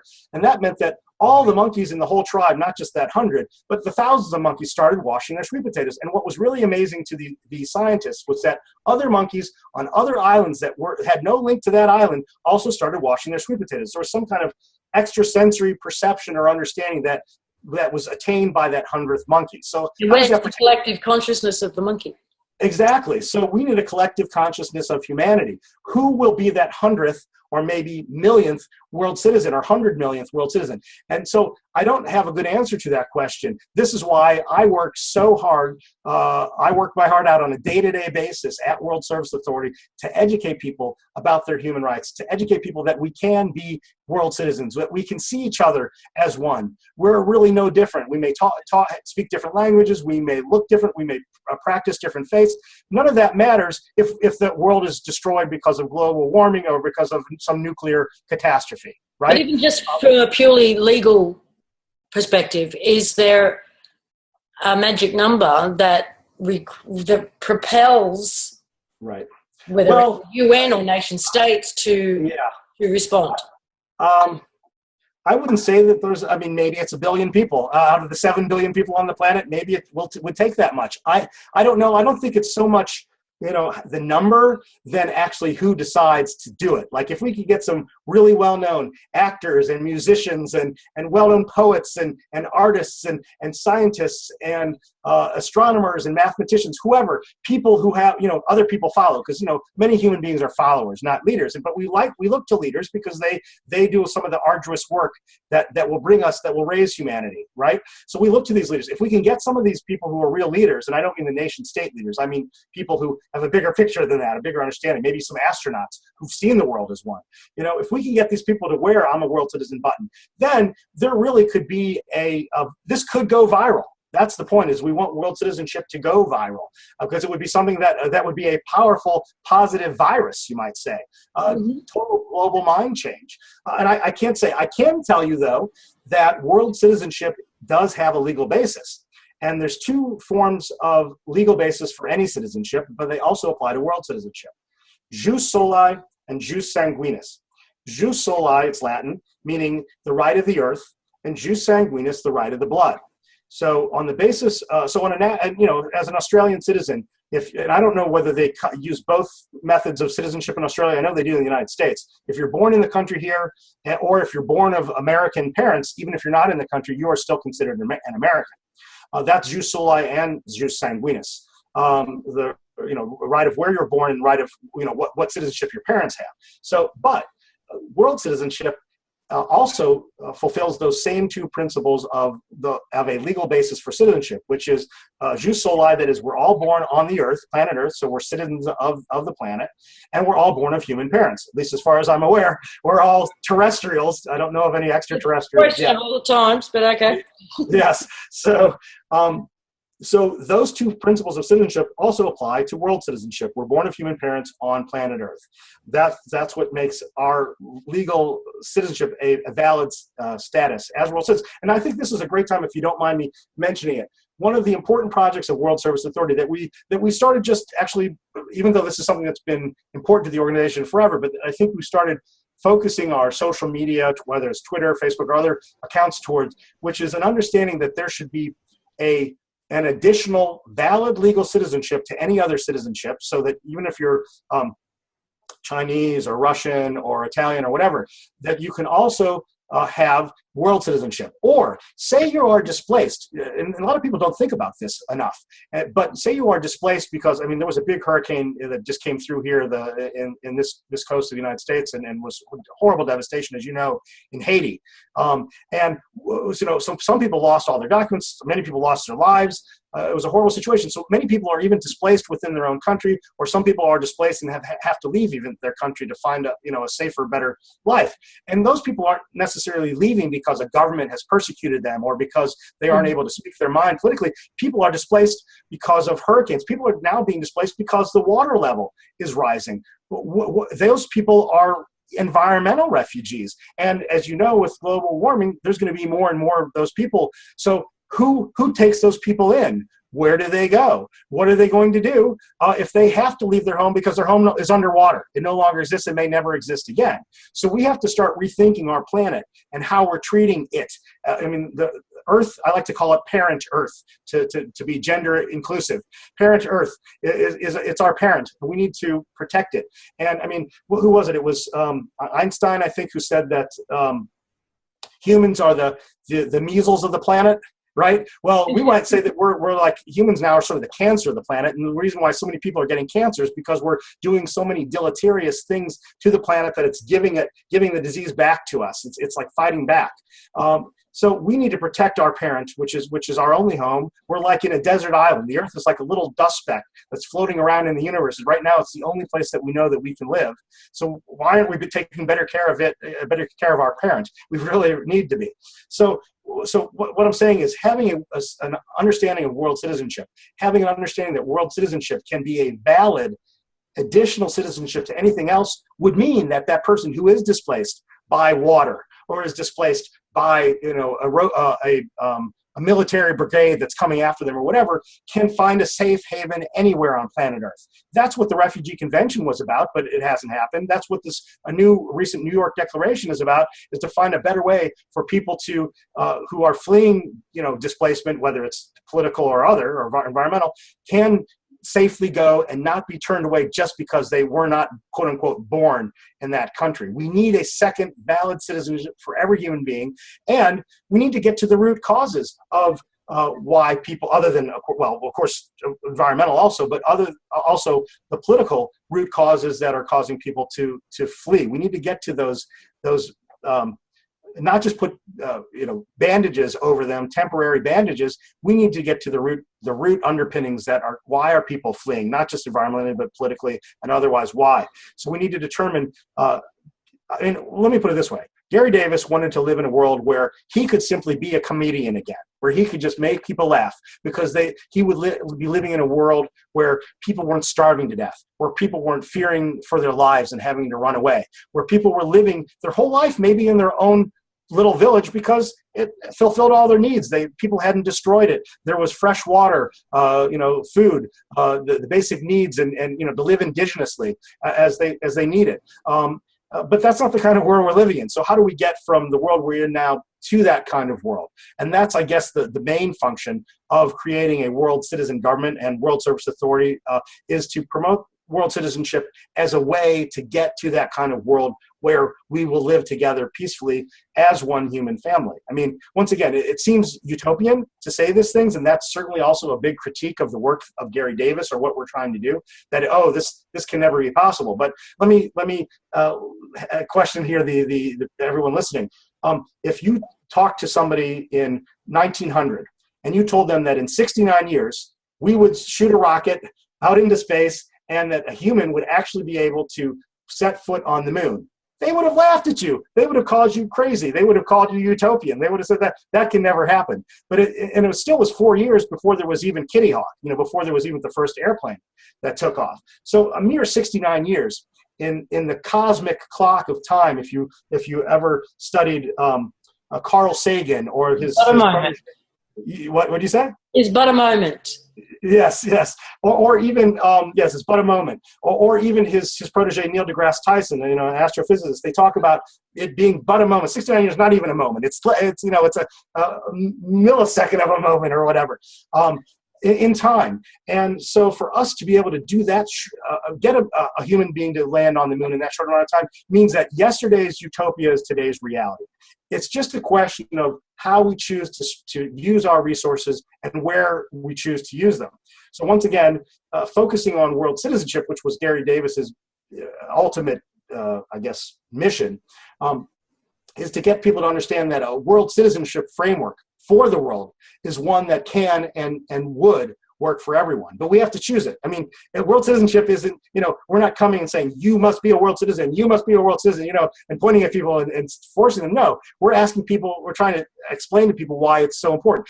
And we have to say that organizations that are in the environmental movement have been doing such a great job lately in explaining to corporations, for example, why it's important to be green, meaning why it's important to do their work sustainably. Because if they don't do it sustainably, they're going to lose their work. It's going to completely shut down because they won't be able to do it anymore. And what we're saying in politics is that we need a politics that you might say is green, or a politics that is human and earth affirming, one that will allow us to be sustainable. Because right now, and what I used to say is, the realists have become the idealists, and the idealists have become the realists.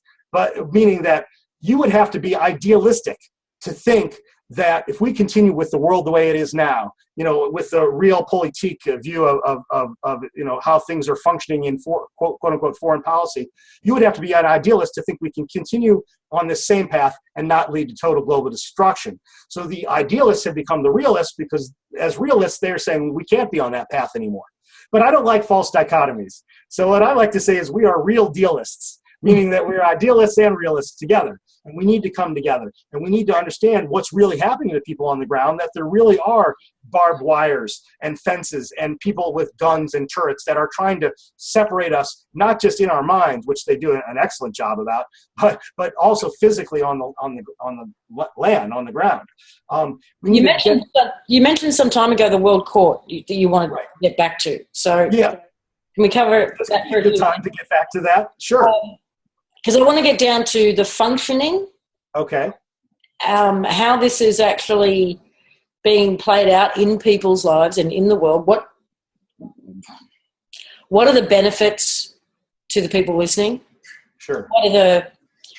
And is there anything to sort of address the concerns that are around the whole New World Order concept? So let's kick it off with World Court. What is World Court, and how is that playing out right now? Okay. So back, believe it or not, in 1974, Garry Davis and a lawyer named Louis Kuttner, who was one of the founders of Amnesty International, actually, and he also created what's now called the Living Will. I mean, it's pretty amazing. This lawyer, he and Garry wrote a draft statute for a World Court of Human Rights, and they actually used it in a few circumstances. And these are stories that Garry tells in his book called World Government, Ready or Not.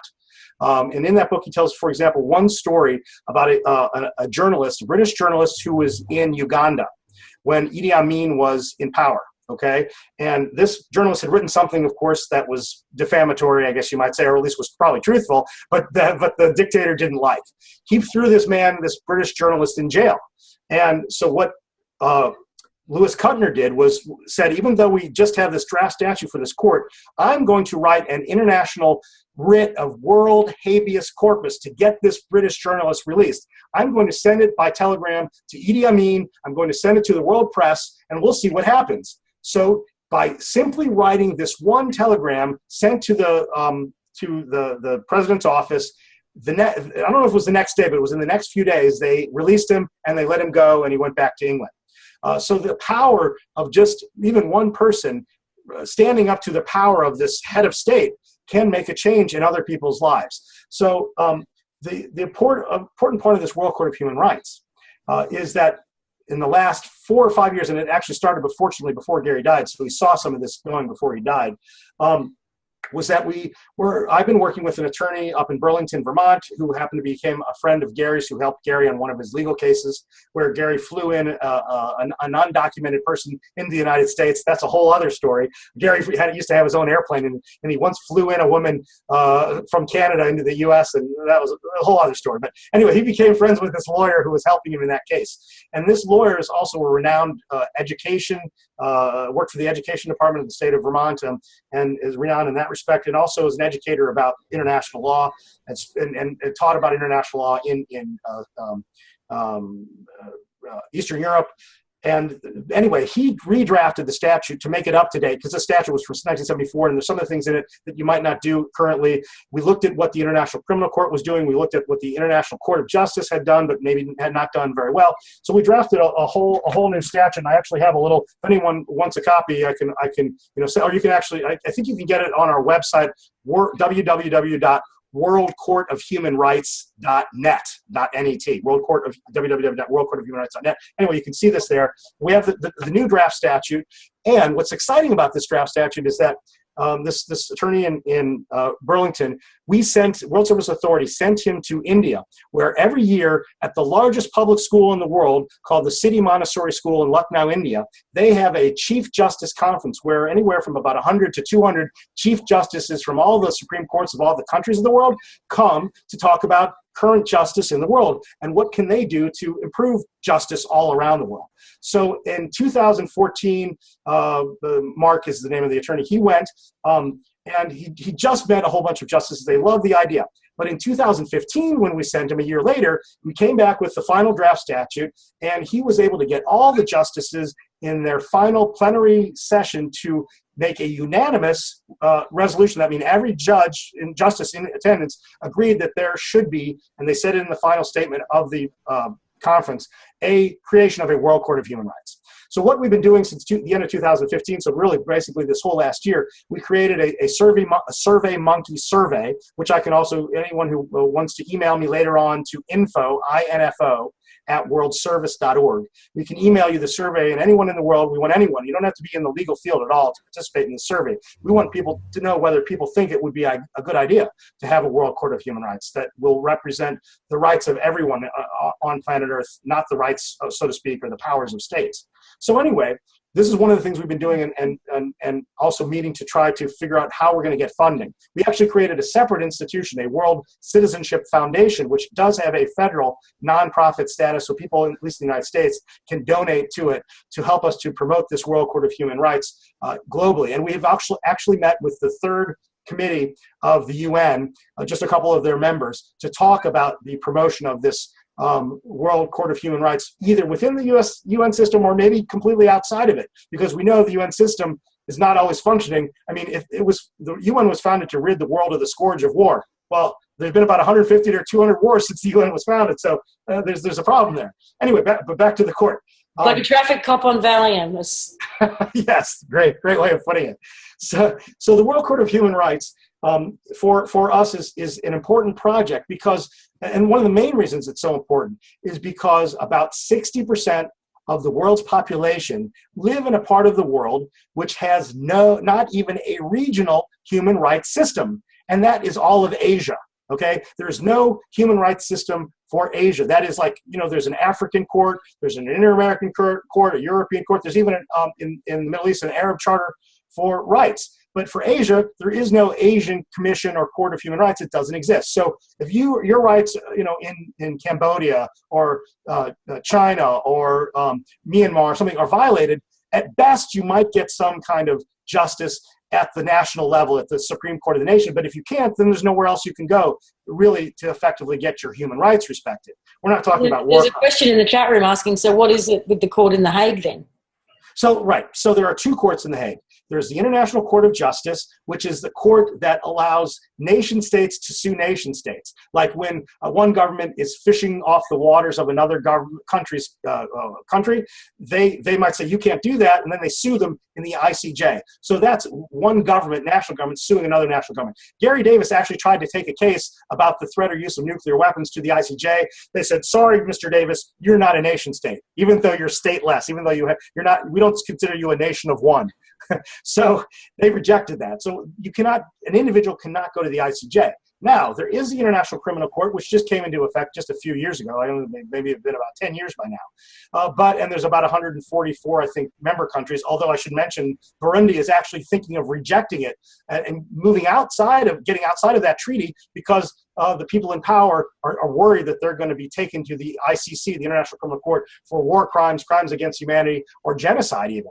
So they're trying to get out of it before that happens. And this is another reason why powerful countries like the U.S. are not even a party to the International Criminal Court, because presidents and military leaders don't want to be held accountable for what they might do during war. Okay, they should be. I mean, if people were held accountable, you wouldn't have wars.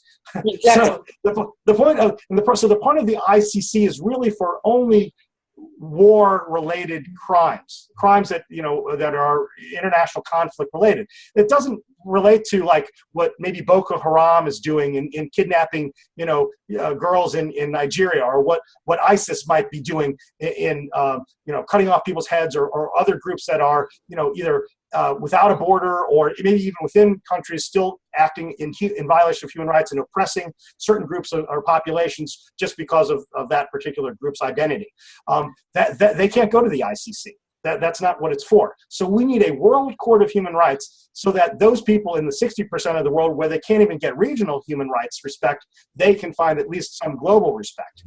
And we're thinking, of course, like any court, not only will it hopefully provide some actual justice for the individual, but and maybe even compensation in the long run, but of course there's the idea of moral pressure that a court can have to make a change dramatically in the future of how humans interact on the planet. But again, would it in fact require countries to sign on board?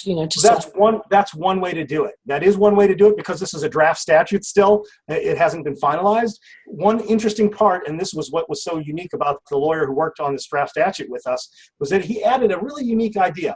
And that is that even if a government, if we go use a treaty-based method to make this World Court of Human Rights come into existence, even if a government itself, through its parliament or Congress, rejected to participate, the Supreme Court or the Supreme Court justices of that country could agree to abide by the rulings of that court, of the World Court of Human Rights, so that they could ignore what the executive, perhaps, or legislative branch might say in the interest of humanity and in the interest of human rights. So it's a way that's built into this statute that no other statute in the world has anything like that would allow still justice to occur, even if we cannot get nation states to sign on to such a treaty. Now, of course, from my viewpoint, I'm much more progressive about it. I would say this needs to be a court that's funded completely privately, maybe, or even publicly. I mean, one way to do it would be to add, maybe 50 cents to every ticket that's sold for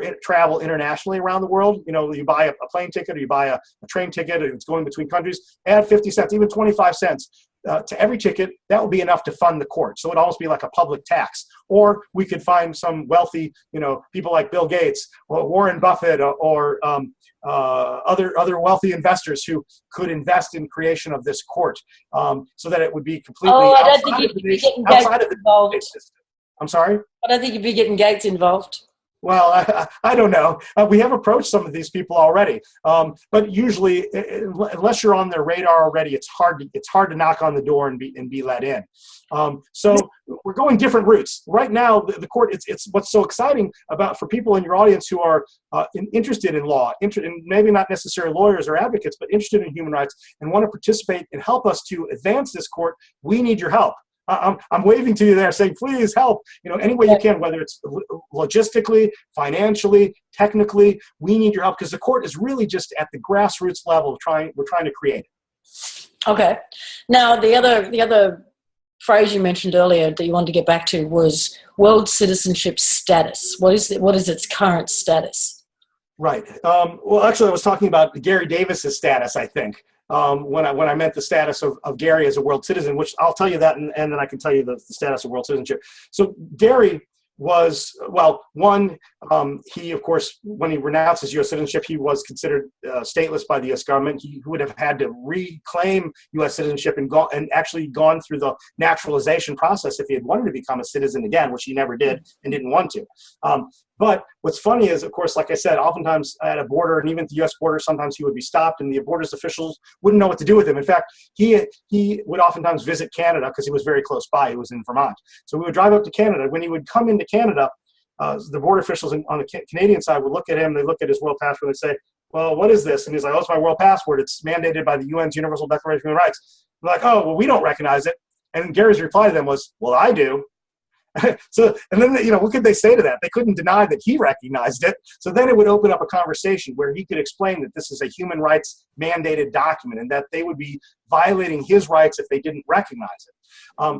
But back to tell you about the two different statuses he had. One, he had a status of excludable alien. When you are when you're either not born in a country and you don't come in, quote unquote, legally through the immigration process, you are an excludable alien. So even if you arrive, say in New York City in JFK Airport, you're not legally in the country until you've legally been let in as a refugee or as a citizen or as a permanent resident or even as a vacationer, with a temporary visa for pleasure. You're still actually an international area until you've actually gone through customs, right? Right, exactly. So he would come in and they would say, well, you're an excludable alien, we can't let you in. But then the thing is, because he was born in the United States, the only country in the world under international law that had to let him back in was the United States. Now, that didn't mean that they couldn't necessarily detain him. They could detain him between 6 months and a year. They never did, but they could have. But after a year, it would have been considered arbitrary detention, and a writ of habeas corpus would have had to have been issued, and he would have had to be released. That never happened. It was always just for a few hours, usually, or maybe a few days. But another time when he came in the United States, he was determined to be an indefinite parolee in the public interest.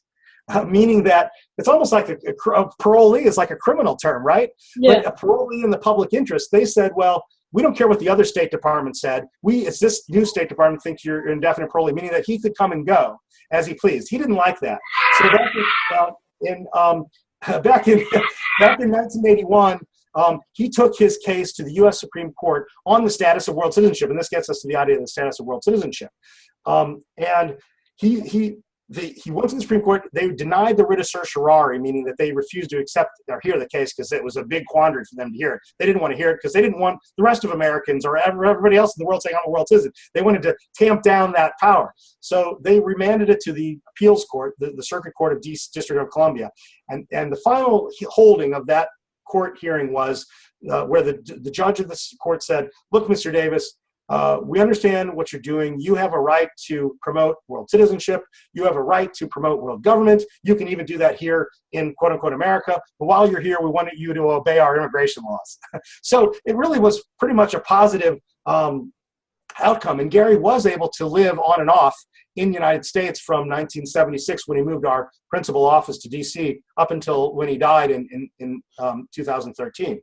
So that idea of world citizenship, though, if I had to give a legal status of it, I would explain that really it stems from recognition by states, and that is that there have been over 185 countries that have recognized the world passport, as well as people identifying themselves with the world ID card or the world citizen card by placing stamps, for example, in the world passport, letting them use it to identify themselves internationally or locally. Of those 186, 6 countries actually have officially recognized the world passport, which means that on most occasions they really should recognize it. But let me just tell your listeners, your audience, that everyone should always try to get a visa prior to any travel, because when you carry the world passport, you do become a human rights educator, a human rights activist. You have to demand in a peaceful, polite, professional, persuasive, persistent, and patient way that your rights be respected, because they may not always be. You have to educate people about your rights. So there is this state recognition already of the documents that World Service Authority has been issuing since 1954. There are close to 750,000 world passports that have been issued. There's close to 5 million world documents, which would include the world citizen registration certificates and cards, the world ID cards, world birth certificates, to people all over the world, to individuals who recognize it. Then if you go to treaty law, Articles 55 and 56 of the UN Charter affirm fundamental human rights. In fact, they say that every UN member state shall promote the universal respect for and observance of human rights and fundamental freedoms, both jointly and separately. Meaning if one country violates rights, it doesn't mean that another country can. They all have to respect rights equally. So there's the UN Charter. If you go below the Charter, you might say there's the Universal Declaration of Human Rights, and Article 13 affirms the right to freedom of travel. Article 14 affirms the rights of refugees to find a safe haven. Article 15 of the Universal Declaration affirms the right of people to change their political allegiance, to change their nationality or their citizenship. So you can legally be a world citizen according to Article 15, everyone should read it, of the Universal Declaration of Human Rights. Excuse me. But there's that the treaty, as I said, is customary international law. Binding treaty law is the International Covenants on Civil and Political Rights and the International Covenant on Economic, Social, and Cultural Rights. And in the Civil and Political Rights, Article 12 affirms the right to freedom of travel, and Article 16 affirms the right to recognition everywhere as a person before the law. Then you move down to lower level treaties, European Convention, American Convention, African Charter, etc. Then I would say there are other treaties and even the court-made law like the ICC or the ICJ that provides, you could say, either advisory or customary law that supports our rights as world citizens. And I would say under national law, now getting to maybe the lowest, some of the lowest level law, but maybe the most respected law, because a government that creates a constitution or creates a Human Rights Act, generally all the people in power of that government are supposed to follow it or they could be kicked out, right? So even if they don't abide by an international treaty, they at least should abide by their national constitution. And more than 100 national constitutions actually affirm the right to freedom of travel and the right to ID yourself within that country, within the national constitutions. So those national, either Human Rights Acts or constitutions affirm it. And even, for example, here in the United States, there's a Ninth Amendment to the U.S. Constitution, which states, the enumeration of certain rights shall not be construed to deny or disparage other rights retained by the people. That means we, the people, determine what our rights are. That was a beautiful idea that James Madison put into the U.S. Bill of Rights, saying, look, if we say what all the rights are here in this Bill of Rights, then when we don't leave the door open for humans to, or Americans to determine what other rights they might have, they may think that those are the only rights that they can have. And I look at rights sort of like a treasure hunt, in a sense. We have all these rights that are out there.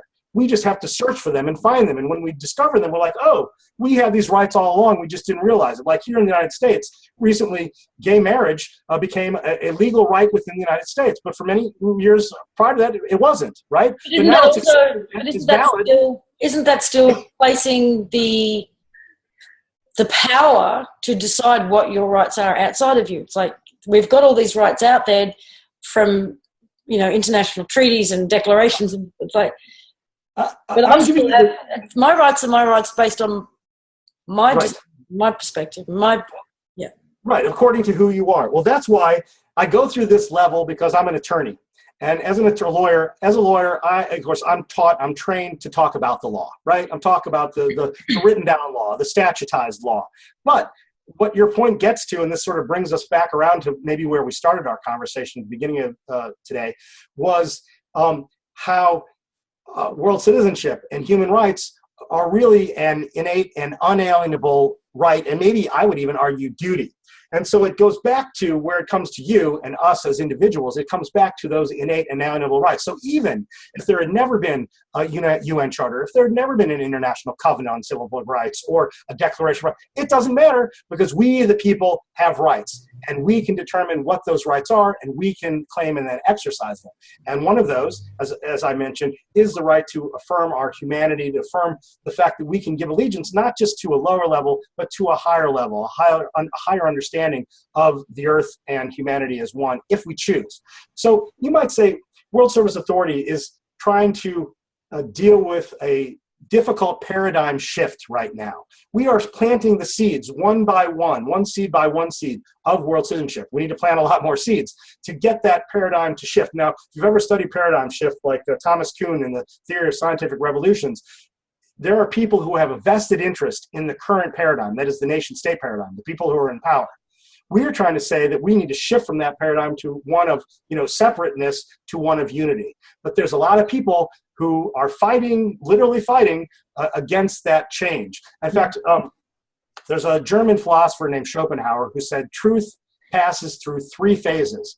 First, it's ridiculed. Second, it's violently opposed.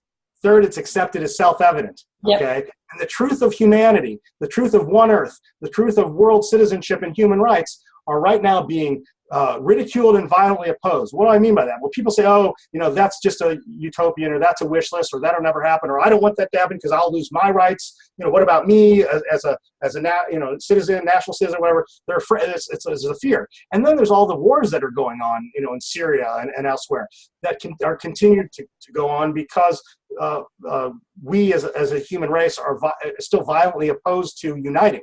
And finally, that's self-evident right before our nose, understanding that we are the same. We're all one and the same. We have virtually the same DNA. That cognitive dissonance I spoke of earlier. Right, exactly. We have this dissonance where we know what we're one. We can see it. There are pictures of the Earth from outer space looking back in. Let me ask you this. I love to ask this question. If an extraterrestrial came and knocked on your door this afternoon and said, "Bring me to your leader," who would you bring them to? I think I'd hand them over to my 9-year-old. Exactly. Well, that's great. That's a beautiful way. Some people I've asked you say, "Oh, my mom." So you said sort of the opposite. Your child, which is beautiful. But that's true. The point is that you are the leader, and that's what Garry Davis's point about renouncing that lower level allegiance to a national citizenship and saying, I'm more than that. I'm a world citizen, and not just a global citizen, which means geographic. He means world, which is a system that should be functioning. The Earth is already a functioning biosphere, although we're harming it as humans. It is a functioning biosphere, and it would function whether we were here or not. But we need to work within that system and unify not only with other humans, but also with the Earth in a much more indigenous way. So I would say if an extraterrestrial came knocking on my door, I'd say, I'm the leader. I represent humanity. But I should let you know, this is kind of funny, there actually is a UN Office of Outer Space Affairs, so that there actually are people who may be assigned potentially, if there were an extraterrestrial, who they would meet with. The Vatican's also assigned somebody. Yes, exactly. Well, so they want to have their first dibs at speaking to the extraterrestrial. But I think if I were an extraterrestrial, I might pass this planet by, seeing all the violence that's going on. I might be like, I don't want to deal with them. There's been a conversation that I've been involved in over the last several months in regards to what you were talking about in terms of higher authorities. We've got our state driver's licenses. Right. And then we've got our national passports. And technically the passport is a higher authority, a higher right to travel. So, just using our passports for driving, why not? Sure. I haven't put that to the test yet. I keep forgetting to leave the house with my passport. Well, some people have used their world passport as identification for travel. I don't really suggest it because I do know some sheriffs here in America that have stopped people and said, you can't use that. And then they don't think it's valid. They're like, where's your state ID? But there are people who have requested, not from us because we don't offer it, but international driving licenses that are supposedly valid, not just where they were created, but throughout the world under the International Driving Convention. Now, if you have the right to freedom of movement, you should be able to move. I mean, Garry Davis was always concerned that people might use this to try to be able to get into a car and they didn't know what they were doing. You know what I mean? And you have to be able to be taught. It's not like, speech, as long as your mind is working right, comes naturally to children because they hear it and they learn it. Whereas driving, if you've never seen an automobile before in your life, you wouldn't know whether you press a button to turn it on. You wouldn't know whether you turn it. You wouldn't know what to do with it. You wouldn't even know what it was. So you have to be trained and taught what that is. So the negative, at least currently with automobiles, is that they pollute so dramatically that it's violating our right to a healthy environment also. So there's a certain concern about the right to drive, you might say. So, but that doesn't mean you shouldn't be able to convey yourself in one way or another. But the idea of passport, I think that's really important that you bring that up. The world passport is a step towards getting us to a situation where we don't even need it. Yes. Well, I mean, people like to say, David, where are you from? And I say, planet Earth. And they say, well, where do you live? And I say, I live in my body. My body is my passport. I shouldn't need this or anything that looks like it to go where I want to go, to live where I want to live, to work where I want to work, to share my life or to share my knowledge with others. I should be able to go wherever, and everyone else should be able to do that. But that preceding that idea means that we need to have a world that is working for everybody. And right now it's not. I mean, I want to see a world where people will want to live and stay in their local community and never need to leave it unless there's some kind of environmental catastrophe. Never want to leave it, but maybe they want to come to Disney World. So they go to Florida once in their life because they want to just see Disney World or something. You know, we want a world where people are happy and healthy and clothed and educated and have their, you know, self-actualization needs met wherever they are, because that would be a beautiful world. I mean, a world where competition is not about which country can have more land and which country can have more water or which country can have more energy, but a world where we compete, if competition is okay with you, where we compete not to be successful over somebody, but to be successful with others, meaning that we want to have a community where, whether I'm here in Maryland or whether in or DC, whether it's in Australia, whether it's in any other country, where you can be happy and proud of where you grew up and where you're still maybe living because you've made it a beautiful community. We want a world where it's the same way for everybody, so that, like I said, if you leave, it's because you want to leave. I mean, like right now, I can go from Maryland to Virginia just by hopping in the subway, the metro here system, and I don't have to show a passport at the border. But at one point, Maryland and Virginia were their own little nation states. They had their own monetary systems, their own militias. I mean, that was true in Europe only, 30 or so years ago. That was even true in Europe. They just started the European economic, community. It wasn't a European Union yet. And now, although it's under threat, you can go from France into Germany and not have to show an ID.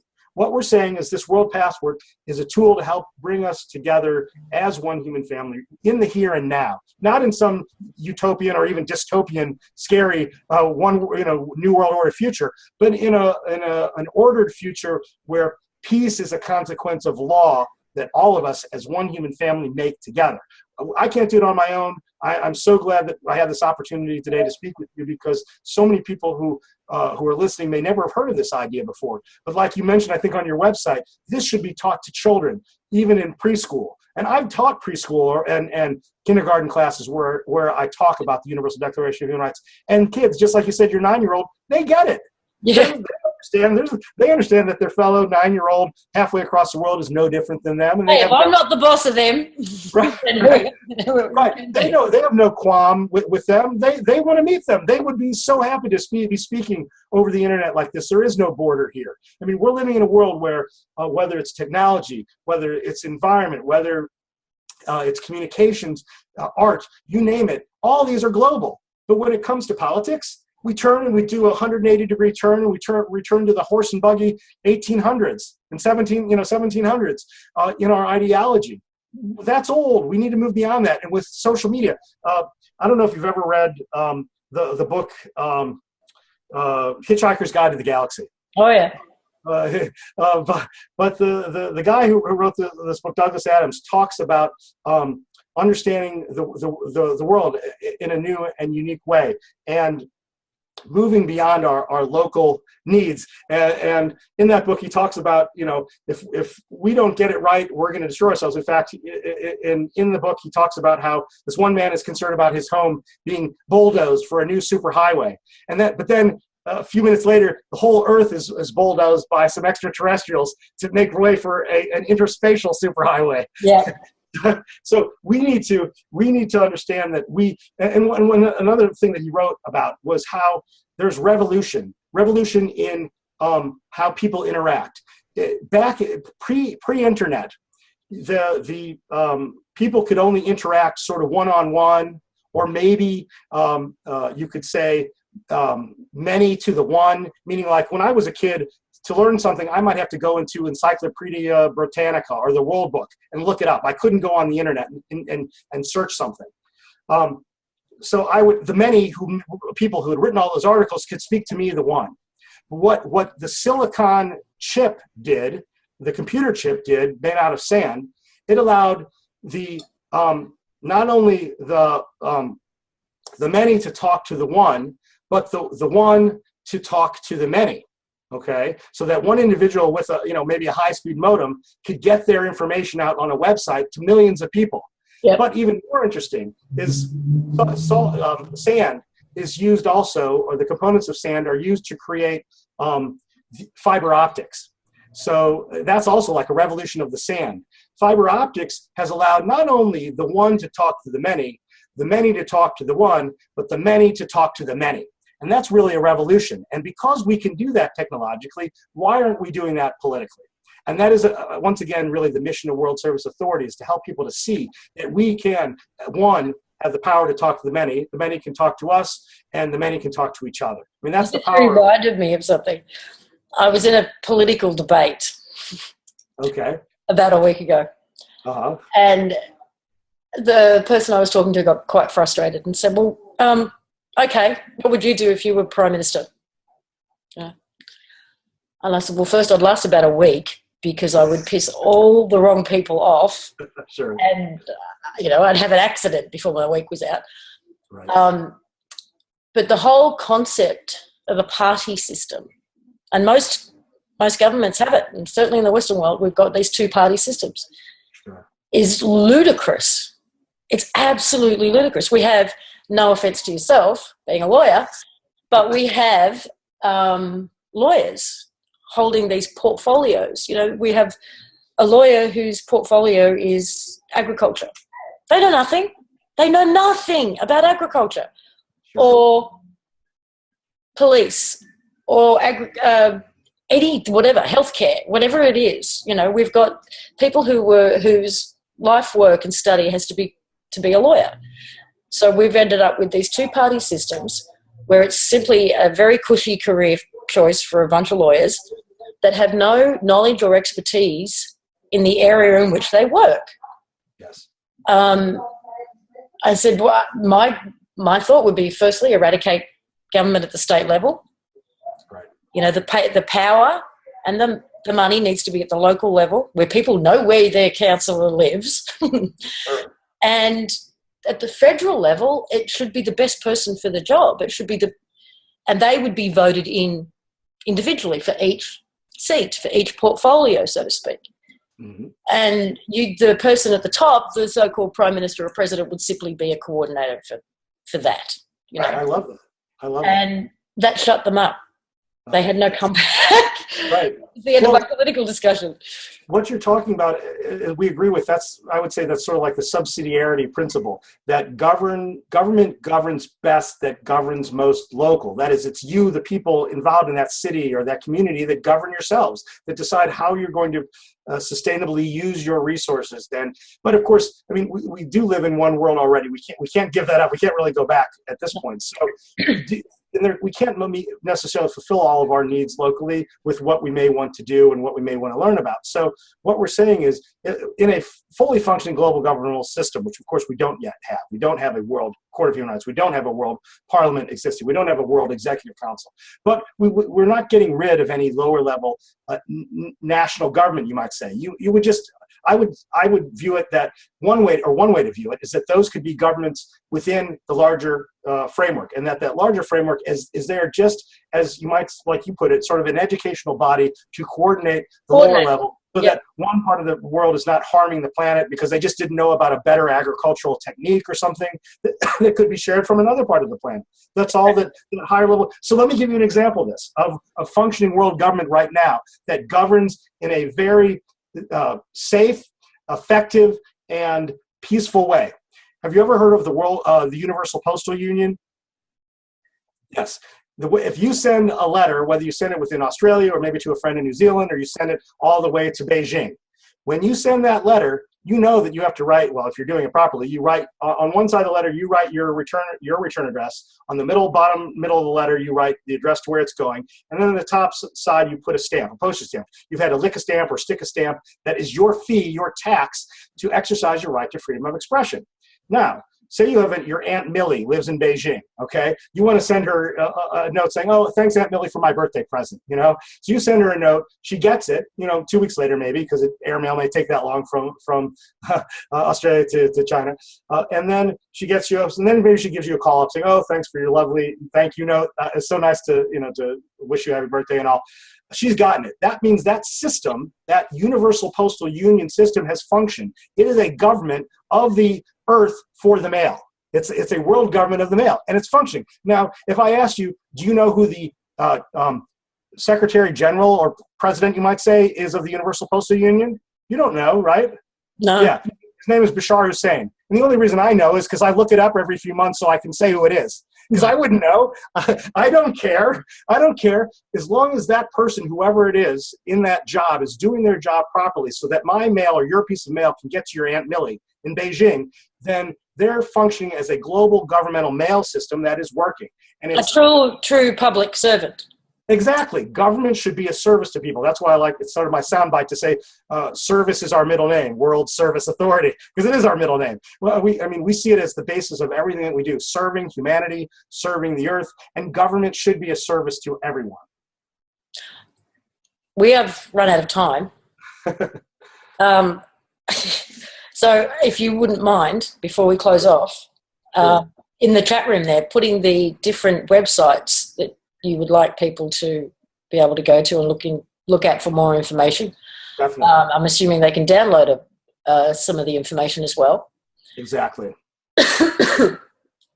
But if world government kind of looked like my idea of world government, then I will look into it more. And also of being a world citizen. There's a lot, unfortunately, most of us in the Western world tend to hang our heads in shame at our governments from time to time. Oh, yeah. I hear you. They do not represent the people. They do not listen to the people. Yes. And I like the idea of reaching for something higher and reaching for unity.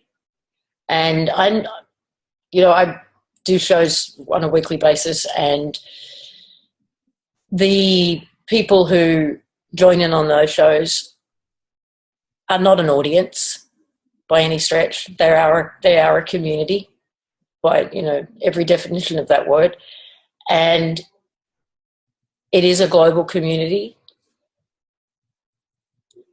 And people, you can see it, you can feel it, you can read about it, you can watch it on YouTube. Everybody does have that yearning for connection, peace, unity, and like I said, we've just been so frightened and bitten so many times, seeing what looks like hope come and go, watching nation states just devolve, and the fear-mongering and the division and separation. So I'm encouraged that there is an organisation that's been out there for this long, that was founded by somebody like Garry Davis, and has someone like yourself on board. So thank you. Well, thank you so much for this opportunity. I guess just as a final thought that follows up on what you just said, it's easy to look at the world the way it is and be sad or depressed about it. I choose not to look at it that way. I love the statement of Martin Luther King, who said, "The arc of the moral universe is long, but it bends toward justice." And that's what we want to see is freedom, peace, and justice for all of humanity and for the earth. Agreed. Thank you. Thank you so much. All right. Bye for now. Bye. Take care. Bye-bye.